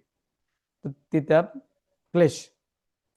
তো এই তিতাব দুঃখ উপস্থিত হলে যার মনে উদ্বিগ্ন হয় না, মানে বিচলিত হয় না, সে এগুলা তো কি, শীতকালেও সেই যথাসময়ে উঠেন, যথাসময়ে স্নান করেন, গরমকালেও সেই ওই টাইমে উঠে ভগবানের ভক্তি করার জন্য। সেই এরকম নয় যে বেশি কি গরম সেজন্য রান্না করবো না, আর বেশি ঠান্ডা স্নান করবো না, এরকম নয়। কারণ অবস্থা বুঝে যদি কারো সমস্যা থাকে, তাহলে যদি গরম হয় তাহলে সে কি চালাতে পারে, ফ্যান চালাতে পারে। হ্যাঁ, আর যদি ঠান্ডা ঠান্ডা হয় তাহলে তো সে গরম জল ব্যবহার করতে পারে। এভাবে ভক্তির অনুকূল যেটি, ভক্তির অনুকূল যাহা কার্যের শিকার, ভকতি বিনোদ কৃষ্ণ ভজনে অনুকূল পায় যাহা, প্রতি দিবসে পরম সুখে স্বীকার করে তাহা। মানে যেটা ভক্তির অনুকূল সেটা পরম সুখে আনন্দ সহিত সেটা কি করেন, কারণ ভক্তির প্রতিকূল গুলা কি করতে হবে, বর্জন করতে হবে। আর সুখ উপস্থিত হলেও যার স্পৃহা হয় না, অনেক সময় উম, দুঃখে তো বিচলিত হয়ে যায়, আর সুখ পেলে অনেক ভোগের কি করে, আসক্তি আসে। দুঃখে বিরক্ত হয়ে যায় এবং সুখে স্পৃহা, মানে আসক্তি জন্মায়। আরো ভোগ করতে পারলে পারলে তো মানে খুব আসক্তি সহকারে ভোগ করে। হম। তো ভগৎ ভক্ত সে ওই যে দুঃখেও সমান থাকবেন, এবং যদি সুখের বা ভোগ করার যদি অনেক কিছু পাই, সে কি করবে না, আহ, অতিরিক্ত কিছু নিবে না, যতখানি তার প্রয়োজন। আর যেটা ভক্তির অনুকূল সেটাই কি করবেন, গ্রহণ করবেন। সেজন্য ভক্তদের কাছে আরো সুখের সুযোগটা আরো বেশি আসে। হ্যাঁ, যদি কি হয়, ওই অবস্থা যদি স্থির না রাখতে পারে, তাহলে তাহলে কি হবে, তার মনকে যদি সে স্থির রাখতে না পারে তাহলে অনেক অধঃপতন হবে। যেমন একটা আহ, জিনিস আমরা দেখতে পাই, তো যে যারা যোগী রয়েছেন না, জ্ঞান যোগী, হ্যাঁ, তারপর হচ্ছে আহ, কর্মযোগী, আর একটা হচ্ছে ভক্তিযোগী। জ্ঞান যোগী, কর্মযোগী, ভক্তিযোগী। তো যারা মানে কি জ্ঞান যোগী আছে না, তারা যদি কি হয়, উম, অম, তাদের অলক্ষ্য থেকে বিচলিত, মানে কি হয়, ছিটকিয়ে পড়ে, পিছিয়ে আসে, তখন তারা কি হয়, হয়তো দার্শনিক, কবি, এরকম জিনিসগুলো নিয়ে হয়তো রাজনীতিকবিদ এগুলো হয়, ওখান থেকে তখন কি হয়ে যায়, অধঃপতন হয়। হ্যাঁ, আর যারা যোগী রয়েছেন তারা যদি অধঃপতন হয়, তাদের কি হয়, তারা হয়তো শারীরিকভাবে অক্ষম হয়ে যায়। হ্যাঁ, তো যে যারা যোগী, যোগী অধঃপতন হয় তাহলে তারা রোগীতে পরিণত হয়। আর ভক্ত যদি অধঃপতন হয় তাহলে তারা ভোগীতে পরিণত হয়। যোগী অধঃপতিত হলে, জ্ঞানী অধঃপতিত হলে আহ, ইয়ে দার্শনিক, কবি বা রাজনীতিবিদে পরিণত হয়, নিকৃষ্ট জিনিসগুলো। আর যদি যোগী যদি অধঃপতিত, তখন তারা কি হয়ে যায়, আহ, অক্ষম হয়ে পড়ে, রোগীতে পরিণত হয়। তার পক্ষেও কিছু করা সম্ভব না, মানে অতিরিক্ত করেছে, অতিরিক্ত করতে চাই এখন আর কিছু করতে পারে না। আর যদি ভক্ত যদি অধপতন হয় তাহলে সে মহাভোগীতে পরিণত হয়। আর সাধারণ মানুষ কি ভোগ করে? সাধারণ মানুষ থেকে অনেক বেশি মাত্রায় সে কি করেন, ভোগ করেন। এটা আমরা দেখতে পাই বিভিন্ন ক্ষেত্রে, আমরা প্র্যাকটিক্যাল দেখতে পাবো। যদি কোনো ভক্ত যদি অনেক উদ্দেশ্যে গিয়ে আবার কি পিছু নামে গেছে, মনের দ্বারা মনকে করতে পারে না, পরবর্তীতে মন যে তাকে কথা নিচ্ছে না, যে এতদিন যা করে নাই সেগুলোই কি করে নিবে, অত্যন্ত মানে কি ডেঞ্জারাস। সেজন্য বলছে যে মন হচ্ছে যে একটা পতিতা নারী, যেরকম পতিতা নারীকে সুযোগ দিলে সে আহ, মানে তাকে কি করবে, একজন নরকের দ্বার নিয়ে যাবে, নরকে নিয়ে যাবে। সেরকম মনকে যদি কেউ যদি মানে একটু প্রশ্রয় দেয় আর কি, মন ধীরে ধীরে তাকে এমন পর্যায়ে নিয়ে যাবে সে কল্পনা করতে পারবে না, আমি এত নিচে নামে গেছি। ঠিক আছে, একদম লিফটের মতন সাঁ করে একদম কি নিচে নিয়ে নিয়ে যাবে। যেন অত্যন্ত সতর্ক থাকতে হয়, মন খুব ডেঞ্জারাস আছে। তো এই সামনে আমরা আরো কিছু আলোচনা করব। তো এটা যে কি যিনি রাগ, আসক্তি আর ভয় ও ক্রোধ থেকে মুক্ত, তিনি হচ্ছেন যে স্থিততি অর্থাৎ স্থিতপ্রজ্ঞা। তার বুদ্ধি কি হয়েছে, এগুলো থেকে যিনি মুক্ত আছেন তার বুদ্ধি স্থির হয়ে গেছে, তাহলে তিনি হচ্ছেন স্থিতপ্রজ্ঞ।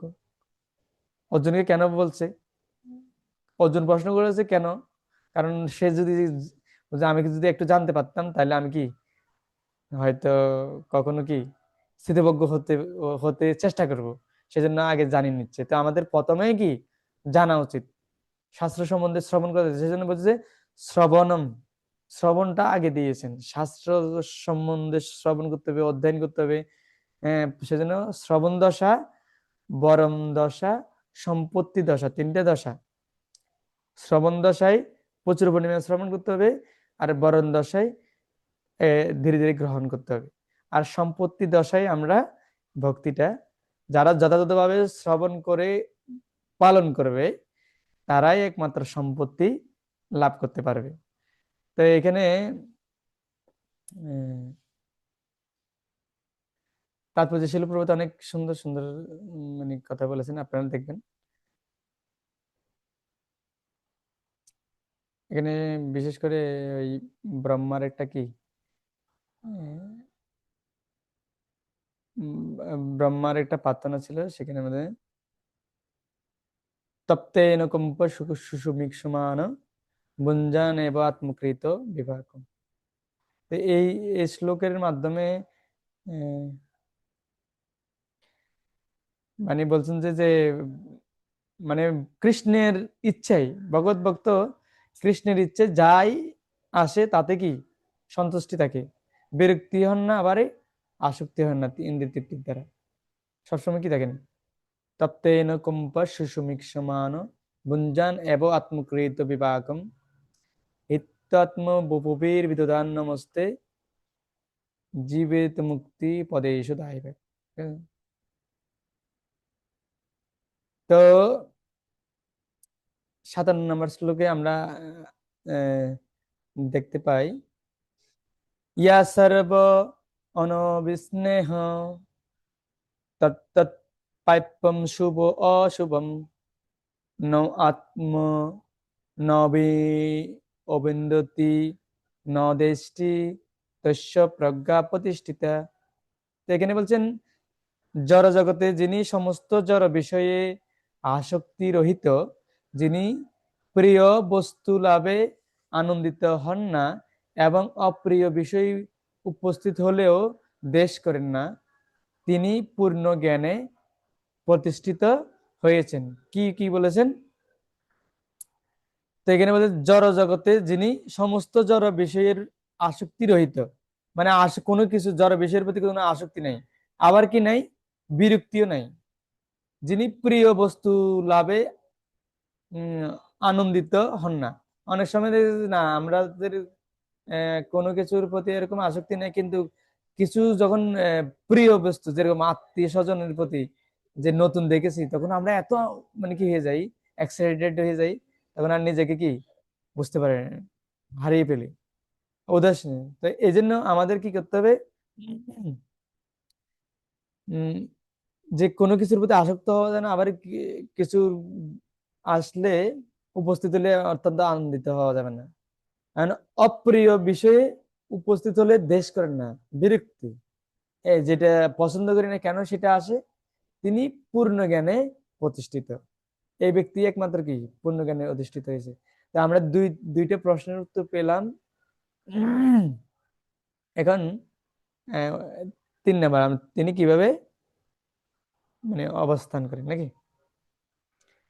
হ্যাঁ, অত্যন্ত মাহাত্ম্যপূর্ণ শ্লোক, আরেকটা শ্লোক। হ্যাঁ, ইয়াদা সংহরতে চয়ম কুর্ময়ঙ্গানি ইব সর্বস্ব ইন্দ্রিয়া আনি ইন্দ্রিয়ার্থেভ্য তস্য প্রজ্ঞা প্রতিষ্ঠিতা।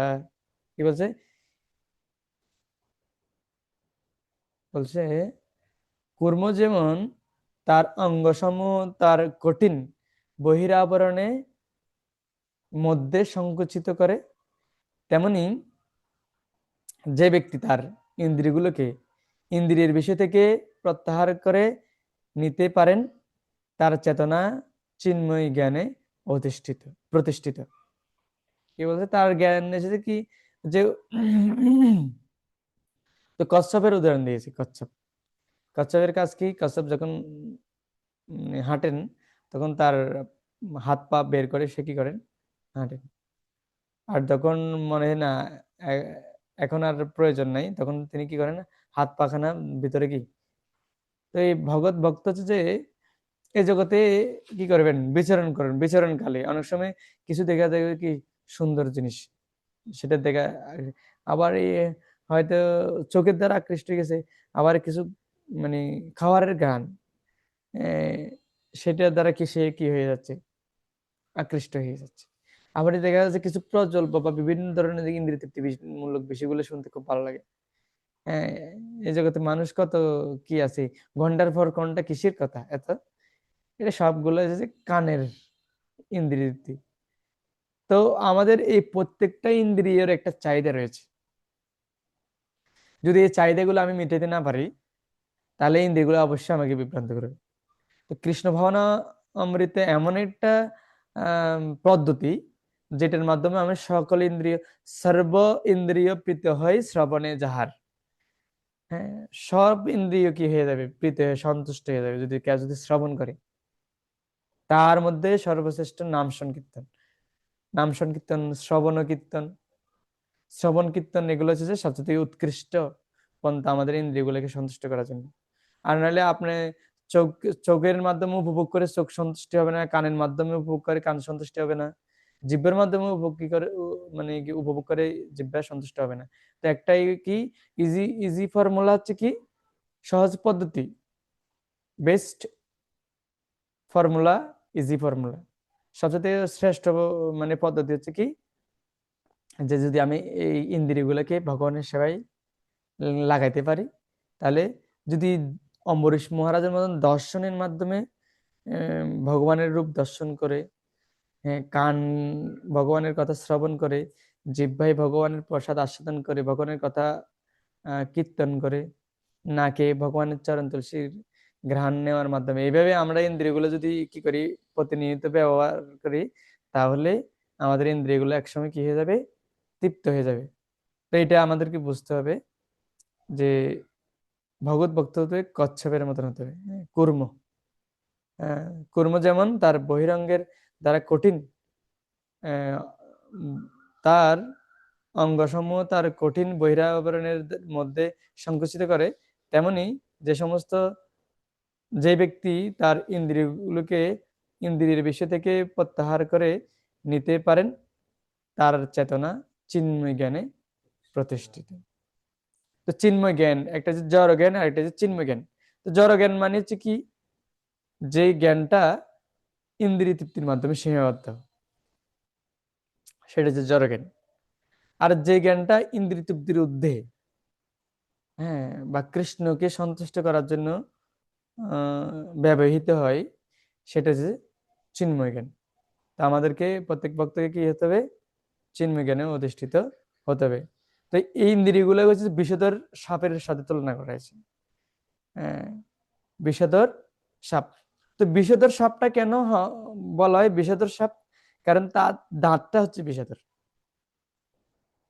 সেজন্য সে কামড় দিলে সাথে সাথে মানে কি মানুষ মারা যাবে, সেজন্য তাকে বলা হয় বিষধর সর্প। তা আমাদের ইন্দ্রিয়ের ভিতরে একটা বিষ দাঁত রয়েছে, সেটা হচ্ছে যে ভোগ প্রবৃত্তি, ভোগ করার যে বাসনা, ভোগ করার যে আগ্রহ, তীব্রতা, এটা হচ্ছে যে কি ইন্দ্রিয় তৃপ্তির যে বাসনাটা হচ্ছে যে বিষাক্ত দাঁত। না হলে ইন্দ্রিয়গুলো কি নয়, খারাপ নয়। যেরকম আপনি দেখবেন কোন সাপুরে, সাপুরে যখন কি করেন মন্ত্রের দ্বারা তার সাপকে বিষাক্ত সাপকে বশীভূত করে ফেলছেন, তখন তাকে বশ করে সে বিষ দাঁতটা ফেলে দেয়। আর সে তখন ওই সাপটা নিয়ে অনেক কি দেখায়, খেলা দেখায়, গলায় নিয়ে এ নিয়ে। তখন আমরাও অবাক হয়ে যাই, কি অদ্ভুত, কিভাবে পারে। তো এইগুলো ওনার টেকনিক জানা আছে কিভাবে সাপকে বশীভূত করতে হয়। তো এই যে ইন্দ্রিয়গুলোকে কিভাবে বশীভূত করতে হয় বা ইন্দ্রিয়ের যে বিস্তারটা কিভাবে ভাঙতে হয়, সেটা আমাদেরকে টেকনিক অবলম্বন করতে হবে। তো একটা ভক্তির মাধ্যমে, একমাত্র সেবার মাধ্যমে, ভক্তির মাধ্যমে, হ্যাঁ, আমাদের এই ভোগ প্রবণতাটা নষ্ট হয়ে যাবে। তখন এই ইন্দ্রিয়গুলোর দ্বারাই আমরা কি আহ, অনেক দ্রুত কি করতে পারি, উন্নতি সাধন করতে পারবো। কারণ ইন্দ্রিয় ছাড়া তো, ইন্দ্রিয় বাদ দিলে তো হবে না, ইন্দ্রিয়গুলা দিয়েই কি করতে হবে, আমাদের এগিয়ে যেতে হবে। সেজন্য ইন্দ্রিয়গুলোকে যত কি কন্ট্রোল ইউর সেন্স, মানে এগুলোকে কি করতে হবে, আমি ইন্দ্রিয়গুলোকে কন্ট্রোল করতে হবে, বশীভূত করতে হবে। কিসের মাধ্যমে? এই যে ভগবত ভক্তির যে নিয়ম কানুন, রুলস রেগুলেশন যদি আমরা কি মেনে চলি, তাহলে ধীরে ধীরে আমাদের মানে চেঞ্জ বা আমাদের ইন্দ্রিয়গুলা কন্ট্রোলে এসে যাবে। একদিনে সবকিছু করা যাবে না, কিন্তু একটু একটু অভ্যাস করতে হবে যথাযথ মাধ্যমে। নিজে নিজে চাইলেও কয়দিন অভ্যাস করবো, এরপর দিয়ে আবার এই আগের ততই বছর আগের মতনই হয়ে যাবে। কিন্তু যদি আমরা যথাযথ মাধ্যমে, যদি দৃঢ় সংকল্প নিয়ে যথাযথ মাধ্যমে যদি আমরা এই অভ্যাসটা করি, এক সময় আমরা আমাদের আমরা সাকসেসফুল হতে পারবো, সফল হতে পারবো। হ্যাঁ, সেজন্য যারা এই এই ইন্দ্রিয়গুলো বশীভূত করেছে, এই ধরনের ব্যক্তির আনুগত্যে, তার আদেশ নির্দেশ যথাযথভাবে পালন করতে পারলে, তাহলে আমরা এটাকে কি করতে পারবো, উম, দমন করতে পারবো বা এটাকে জয় করতে সম্ভব হবে। তো এখানে সেজন্য ওই কুর্মের উদাহরণটা বিশেষ করে দেওয়া হয়েছে। কুর্মের দৃষ্টান্তটা অনেক সুন্দর। তারপর আমরা আরেকটা উন্নত মানে মাহিত্যপূর্ণ শ্লোক। হ্যাঁ,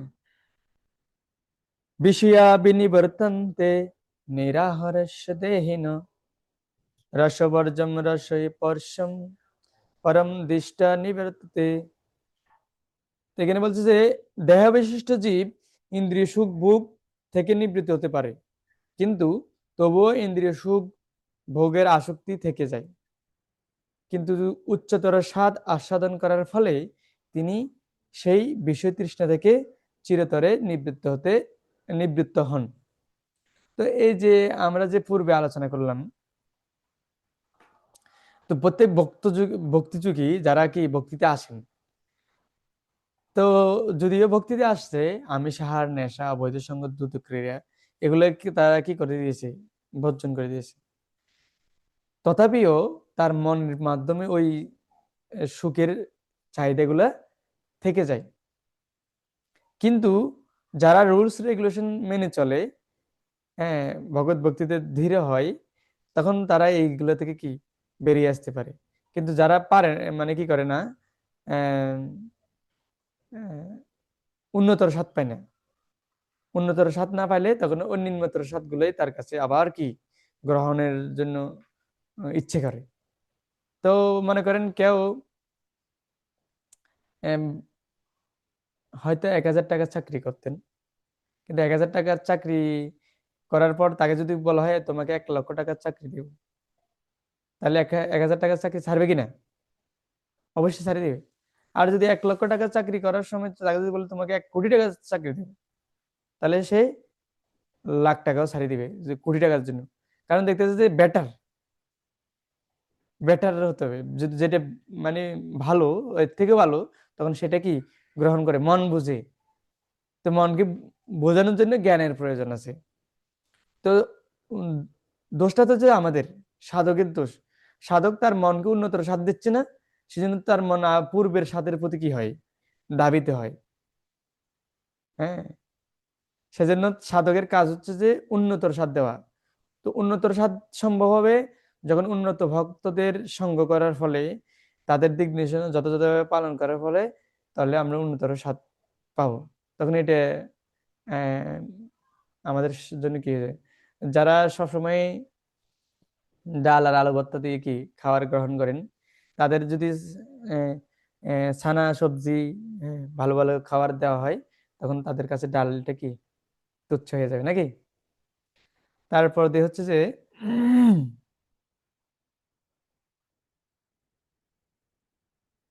উন্নতর স্বাদ দিতে হবে। এগুলো তাৎপর্য অনেক সুন্দর আছে। তো আমরা আর 2-3টা শ্লোক আলোচনা করব। ইয়াততোপি কৌন্তেয় পুরুষস্য বিপচ্চিত ইন্দ্রিয়াণি প্রমাথিনি হরন্তি পশুবং মনো। হ্যাঁ, তো বলছে, হে কুন্তীয়, ইন্দ্রিয় সমূহ এতই বলবান এবং ক্ষোভকারী যে তার অতি যত্নশীল বিবেক সম্পূর্ণ পুরুষের মনকেও বলপূর্বক বিষয়াভিমুখে আকর্ষণ করেন। এরকম নয় জ্ঞানী, জ্ঞানী হয়ে গেছে তো অনেক পণ্ডিত, সে কখনো কি হবে না, ইন্দ্রিয়ের দ্বারা প্রভাবিত হবে না। তো যতই মন্ত্রতন্ত্র জানুক না কেন, যদি বিষাক্ত সাপ যদি বিষ দাঁত যদি না ভাঙে, তাহলে একদিন বিষে সাপের ছোবল খেয়ে তাকে কি করতে হবে, মরতে হবে। তো এই জন্য যতই আমি শাস্ত্রের জ্ঞান লাভ করি না কেন, লাভ হবে না যদি জ্ঞানটা যদি বিজ্ঞানে পরিণত না হয়।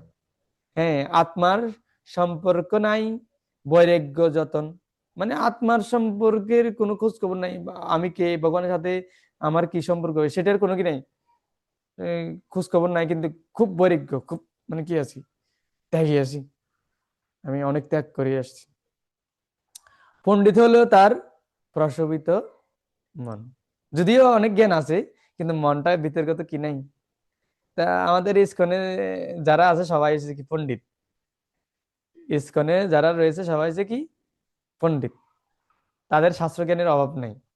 তারা মুহূর্তের মধ্যে মানুষকে কি করতে পারে, নাস্তা নাবুদ করে ছেড়ে দিতে পারে। হ্যাঁ, সেই জন্য ইসকনের যে যারা মাসি বাইরের জগতে তারা হাতি, আর ইসকন যারা বাইরের হাতি, ইসকনের জন্য এরা হচ্ছে মাসি। তাহলে বুঝি দেখেন ইসকনের ভক্তরা কত কি আছে, পণ্ডিত আছে। কিন্তু পণ্ডিত হলেও কি হয়, লাভ হবে না। পণ্ডিত হলেও তার প্রশোভিত মন, যেহেতু সেই আহ, জ্ঞানের মাধ্যমে কখনো আমরা বিতর্কত সন্তুষ্টি লাভ করি, জ্ঞান আমাদের সহায়ক সন্তুষ্টির জন্য। তো সেজন্য তাকে কি করতে হবে, ভক্তি করতে হবে। এই জ্ঞানটাকে বাস্তবায়ন করে ভগবানের সেবায় তার ইন্দ্রিয়গুলোকে ব্যবহার করলে তখন তার ওই ইয়েটা, আম, যে ভোগের বাসনা, সেটা কি নষ্ট হয়ে যাবে।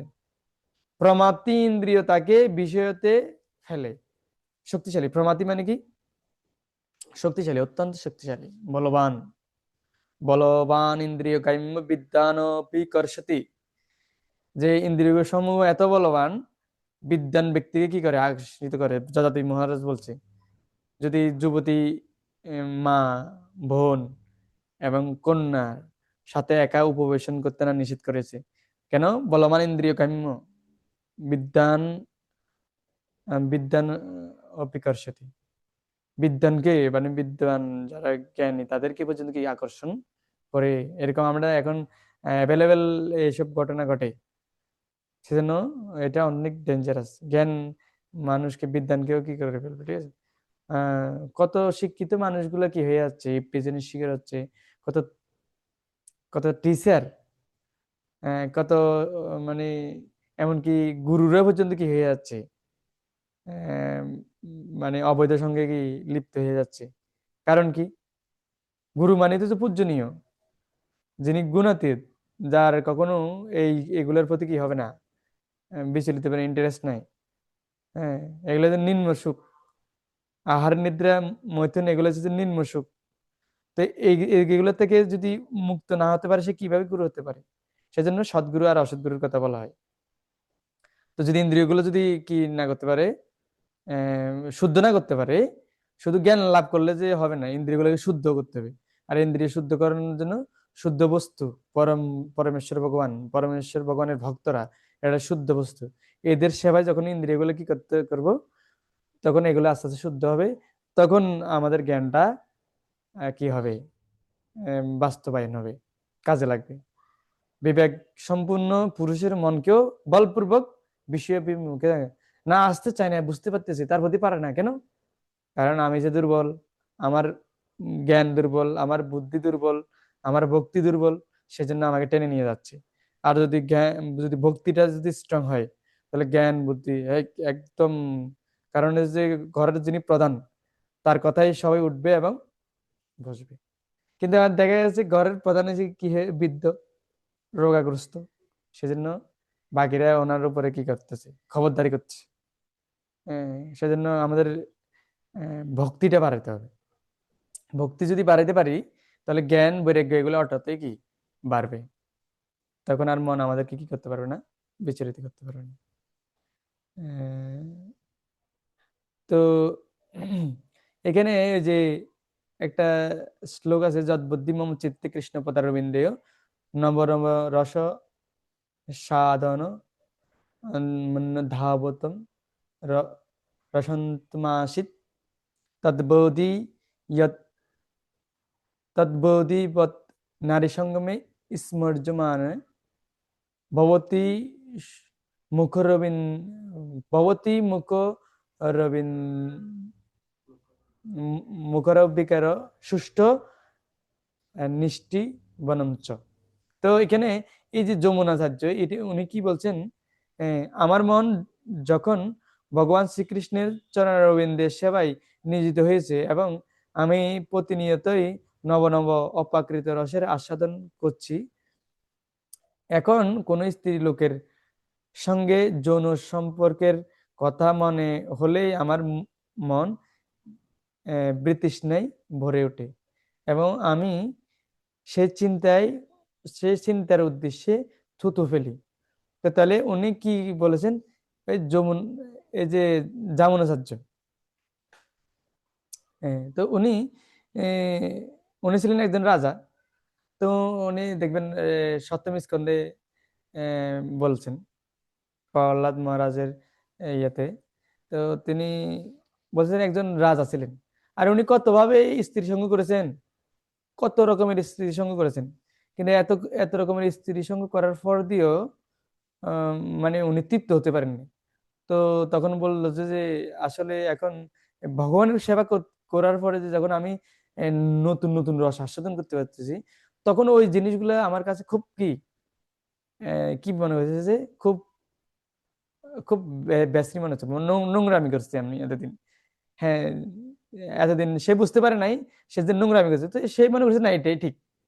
আমাদেরও মনে হয় জীবনের উদ্দেশ্য কি করা, আহার নিদ্রা ভয় মৈথুন, আহার নিদ্রা মৈথুন এগুলো হচ্ছে জীবনের উদ্দেশ্য মনে করি। কিন্তু যখন আমরা উন্নতর চেতনায় অধিষ্ঠিত হব, তখন বুঝতে পারবো যে না, আসলে এগুলো হচ্ছে যে পশু প্রবৃত্তি,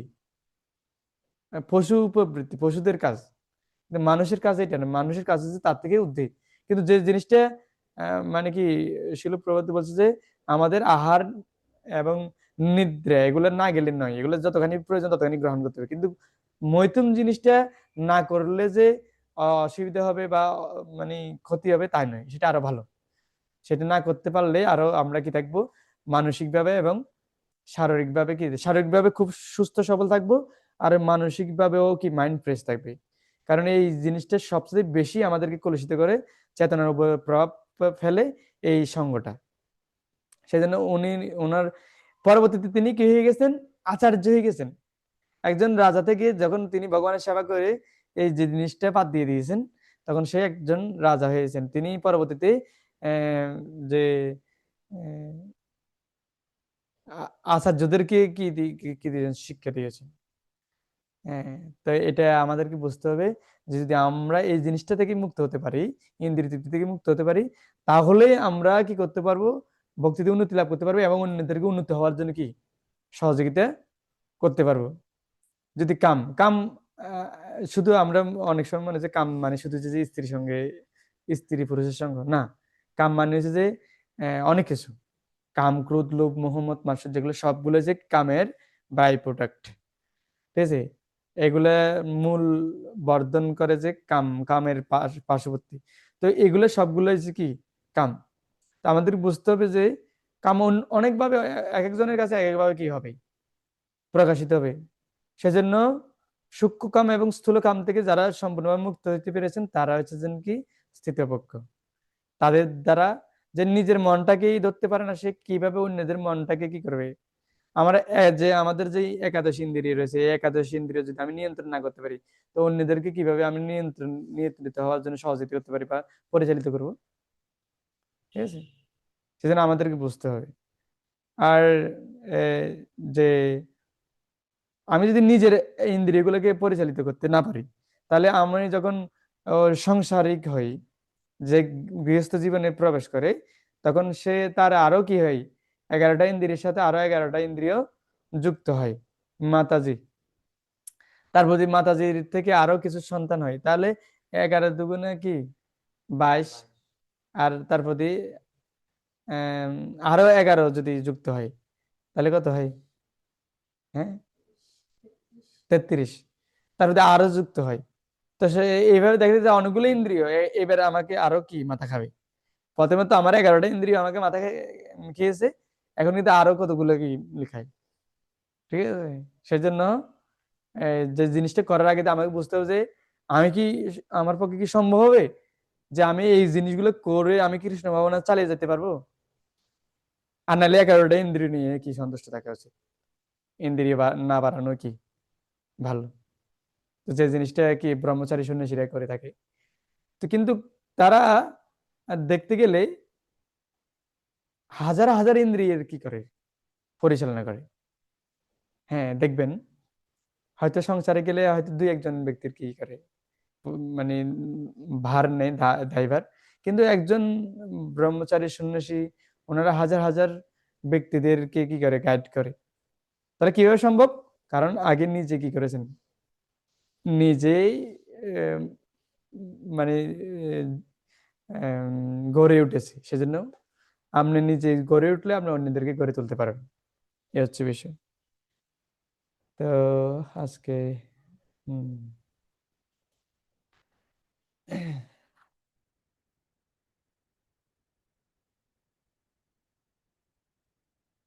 অনেকটাই কি হয়ে গেছে, সময় হয়ে গেছে। আমাদের এই প্রশ্নটার আর 2-3টে আছে।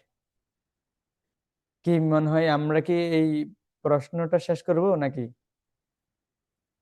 আপনারা কি বলেন?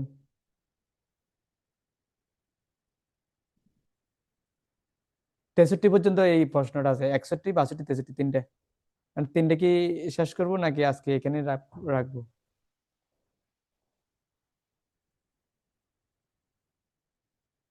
হরে কৃষ্ণ, কে বলুন?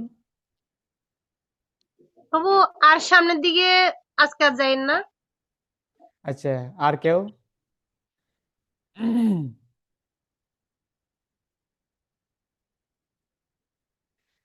ঠিক আছে, আর কেউ কেউ কমেন্ট করুন। যদি কি আমরা কি এখানেই স্টপ করব নাকি আর হরে কৃষ্ণ প্রভু, হ্যাঁ, বলতেছি যে যেহেতু এগুলো খুব গুরুত্বপূর্ণ, তাহলে একটু ভালো হ্যাঁ, করে বুঝে নিতে একটু সময় সময় দিয়ে বুঝলে একটু ভালো হবে আর কি। তাহলে হরি বল এখানে হরি বল। প্রশ্ন উত্তর নিয়ে ঠিক আছে, ঠিক আছে, ঠিক আছে। তাহলে আমরা 60 পর্যন্ত আলোচনা করেছি না?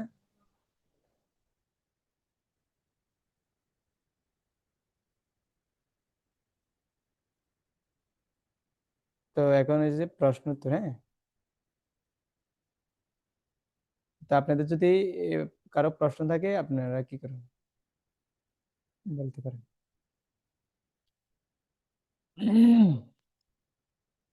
হরে কৃষ্ণ, প্রণাম প্রভু। হরে কৃষ্ণ। প্রভু, তবু আমার প্রশ্ন হচ্ছে যে কৃষ্ণের ইচ্ছায় যা আসে তাতে সন্তুষ্ট থাকা উচিত, তো সেটা কি সুখ দুঃখ দুটোই?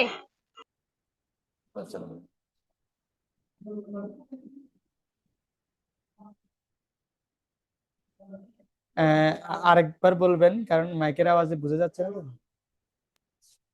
তবু আমার এখানে একটু শব্দ দূষণ আছে, মানে বলছিলাম কৃষ্ণের ইচ্ছায় যা আসে তাতে সন্তুষ্ট থাকা উচিত, তো এটা কি সুখ দুঃখ উভয়ে সন্তুষ্ট থাকা উচিত? হ্যাঁ, হ্যাঁ, কৃষ্ণের ইচ্ছায়। আমি প্রশ্নটা একটু যদি ক্লিয়ার বুঝতে পারতাম তাহলে ভালো হতো। কৃষ্ণের ইচ্ছায় যা আসে আমাদের জীবনে তাতে সন্তুষ্ট থাকা উচিত, তো এখানে আমার প্রশ্ন হচ্ছে এখানে তো সুখও আসে আবার দুঃখও আসে, হুম। মানে উভয় বিষয়ে কি আমরা সন্তুষ্ট থাকবো? হ্যাঁ, ঠিক আছে, সুন্দর প্রশ্ন। তো আপনি যদি কৃষ্ণের ইচ্ছে যা আসে এটা থেকে আপনার দুঃখেও সুখেও যদি আপনি সন্তুষ্ট থাকেন, তাহলে আলাদা আর আপনার দুঃখ হচ্ছে না। কিন্তু যদি সুখ আসে, যদি আপনি অতিরিক্ত কি করেন, আসক্ত হয়ে যান, তাহলে পরবর্তীতে ভোগের প্রতি ভোগান্তিও আবার আপনাকে নিতে হবে। আর দুঃখ আসলে যদি বিরক্তি হয়ে যান, তাহলেও আপনাকে কি আম, আরো কিছু উদ্বেগ নিতে হচ্ছে। আপনি যদি মানিয়ে নেন তাহলে ঠিক আছে, আর যদি মানিয়ে নিতে না পারেন তাহলে কি হবে, আপনার আরো বেশি কি হবে, উদ্বেগ হবে। তাহলে কি হয়েছে, অনলে বাড়াই অনল। তো বিরক্তি বিরক্তি বাড়াবে, অস্থিরতা অস্থিরতা বাড়াবে, মানে কি ক্রোধ ক্রোধ বাড়াবে, মাৎসর্য মাৎসর্য বাড়াবে, অহংকার অহংকার বাড়াবে, হ্যাঁ, অধৈর্য অধৈর্য বাড়াবে। সেজন্য সবকিছু মানে মেনে নেওয়াটাই শ্রেয়। যে কোনো পরিস্থিতি কৃষ্ণের ইচ্ছে হিসেবে সেটা মেনে নেওয়া, আর উম মানিয়ে নেওয়া। মেনে নেওয়া আর এটা হচ্ছে মানিয়ে নেওয়া। ঠিক আছে? মানিয়ে নেওয়া মানে এই এই জিনিসগুলোর মাধ্যমে আমি কি আহ, কিভাবে কৌশল অবলম্বন করে এগুলাকে কি করতে পারি, মানে ওভারকাম করতে পারি সেই বিষয়ে কি। ঠিক আছে, ঠিক আছে। আর কারো কারো প্রশ্ন আছে?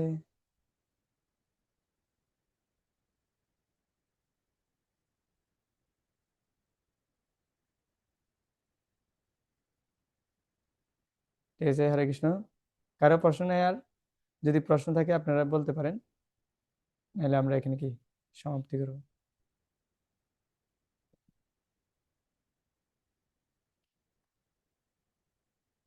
জয় শ্রী কৃষ্ণ চৈতন্য প্রভু নিত্যানন্দ, শ্রী অদ্বৈত গদাধর শিবসদি গৌর ভক্তবৃন্দ। হরে কৃষ্ণ কৃষ্ণ কৃষ্ণ হরে হরে, হরে রাম রাম রাম হরে হরে।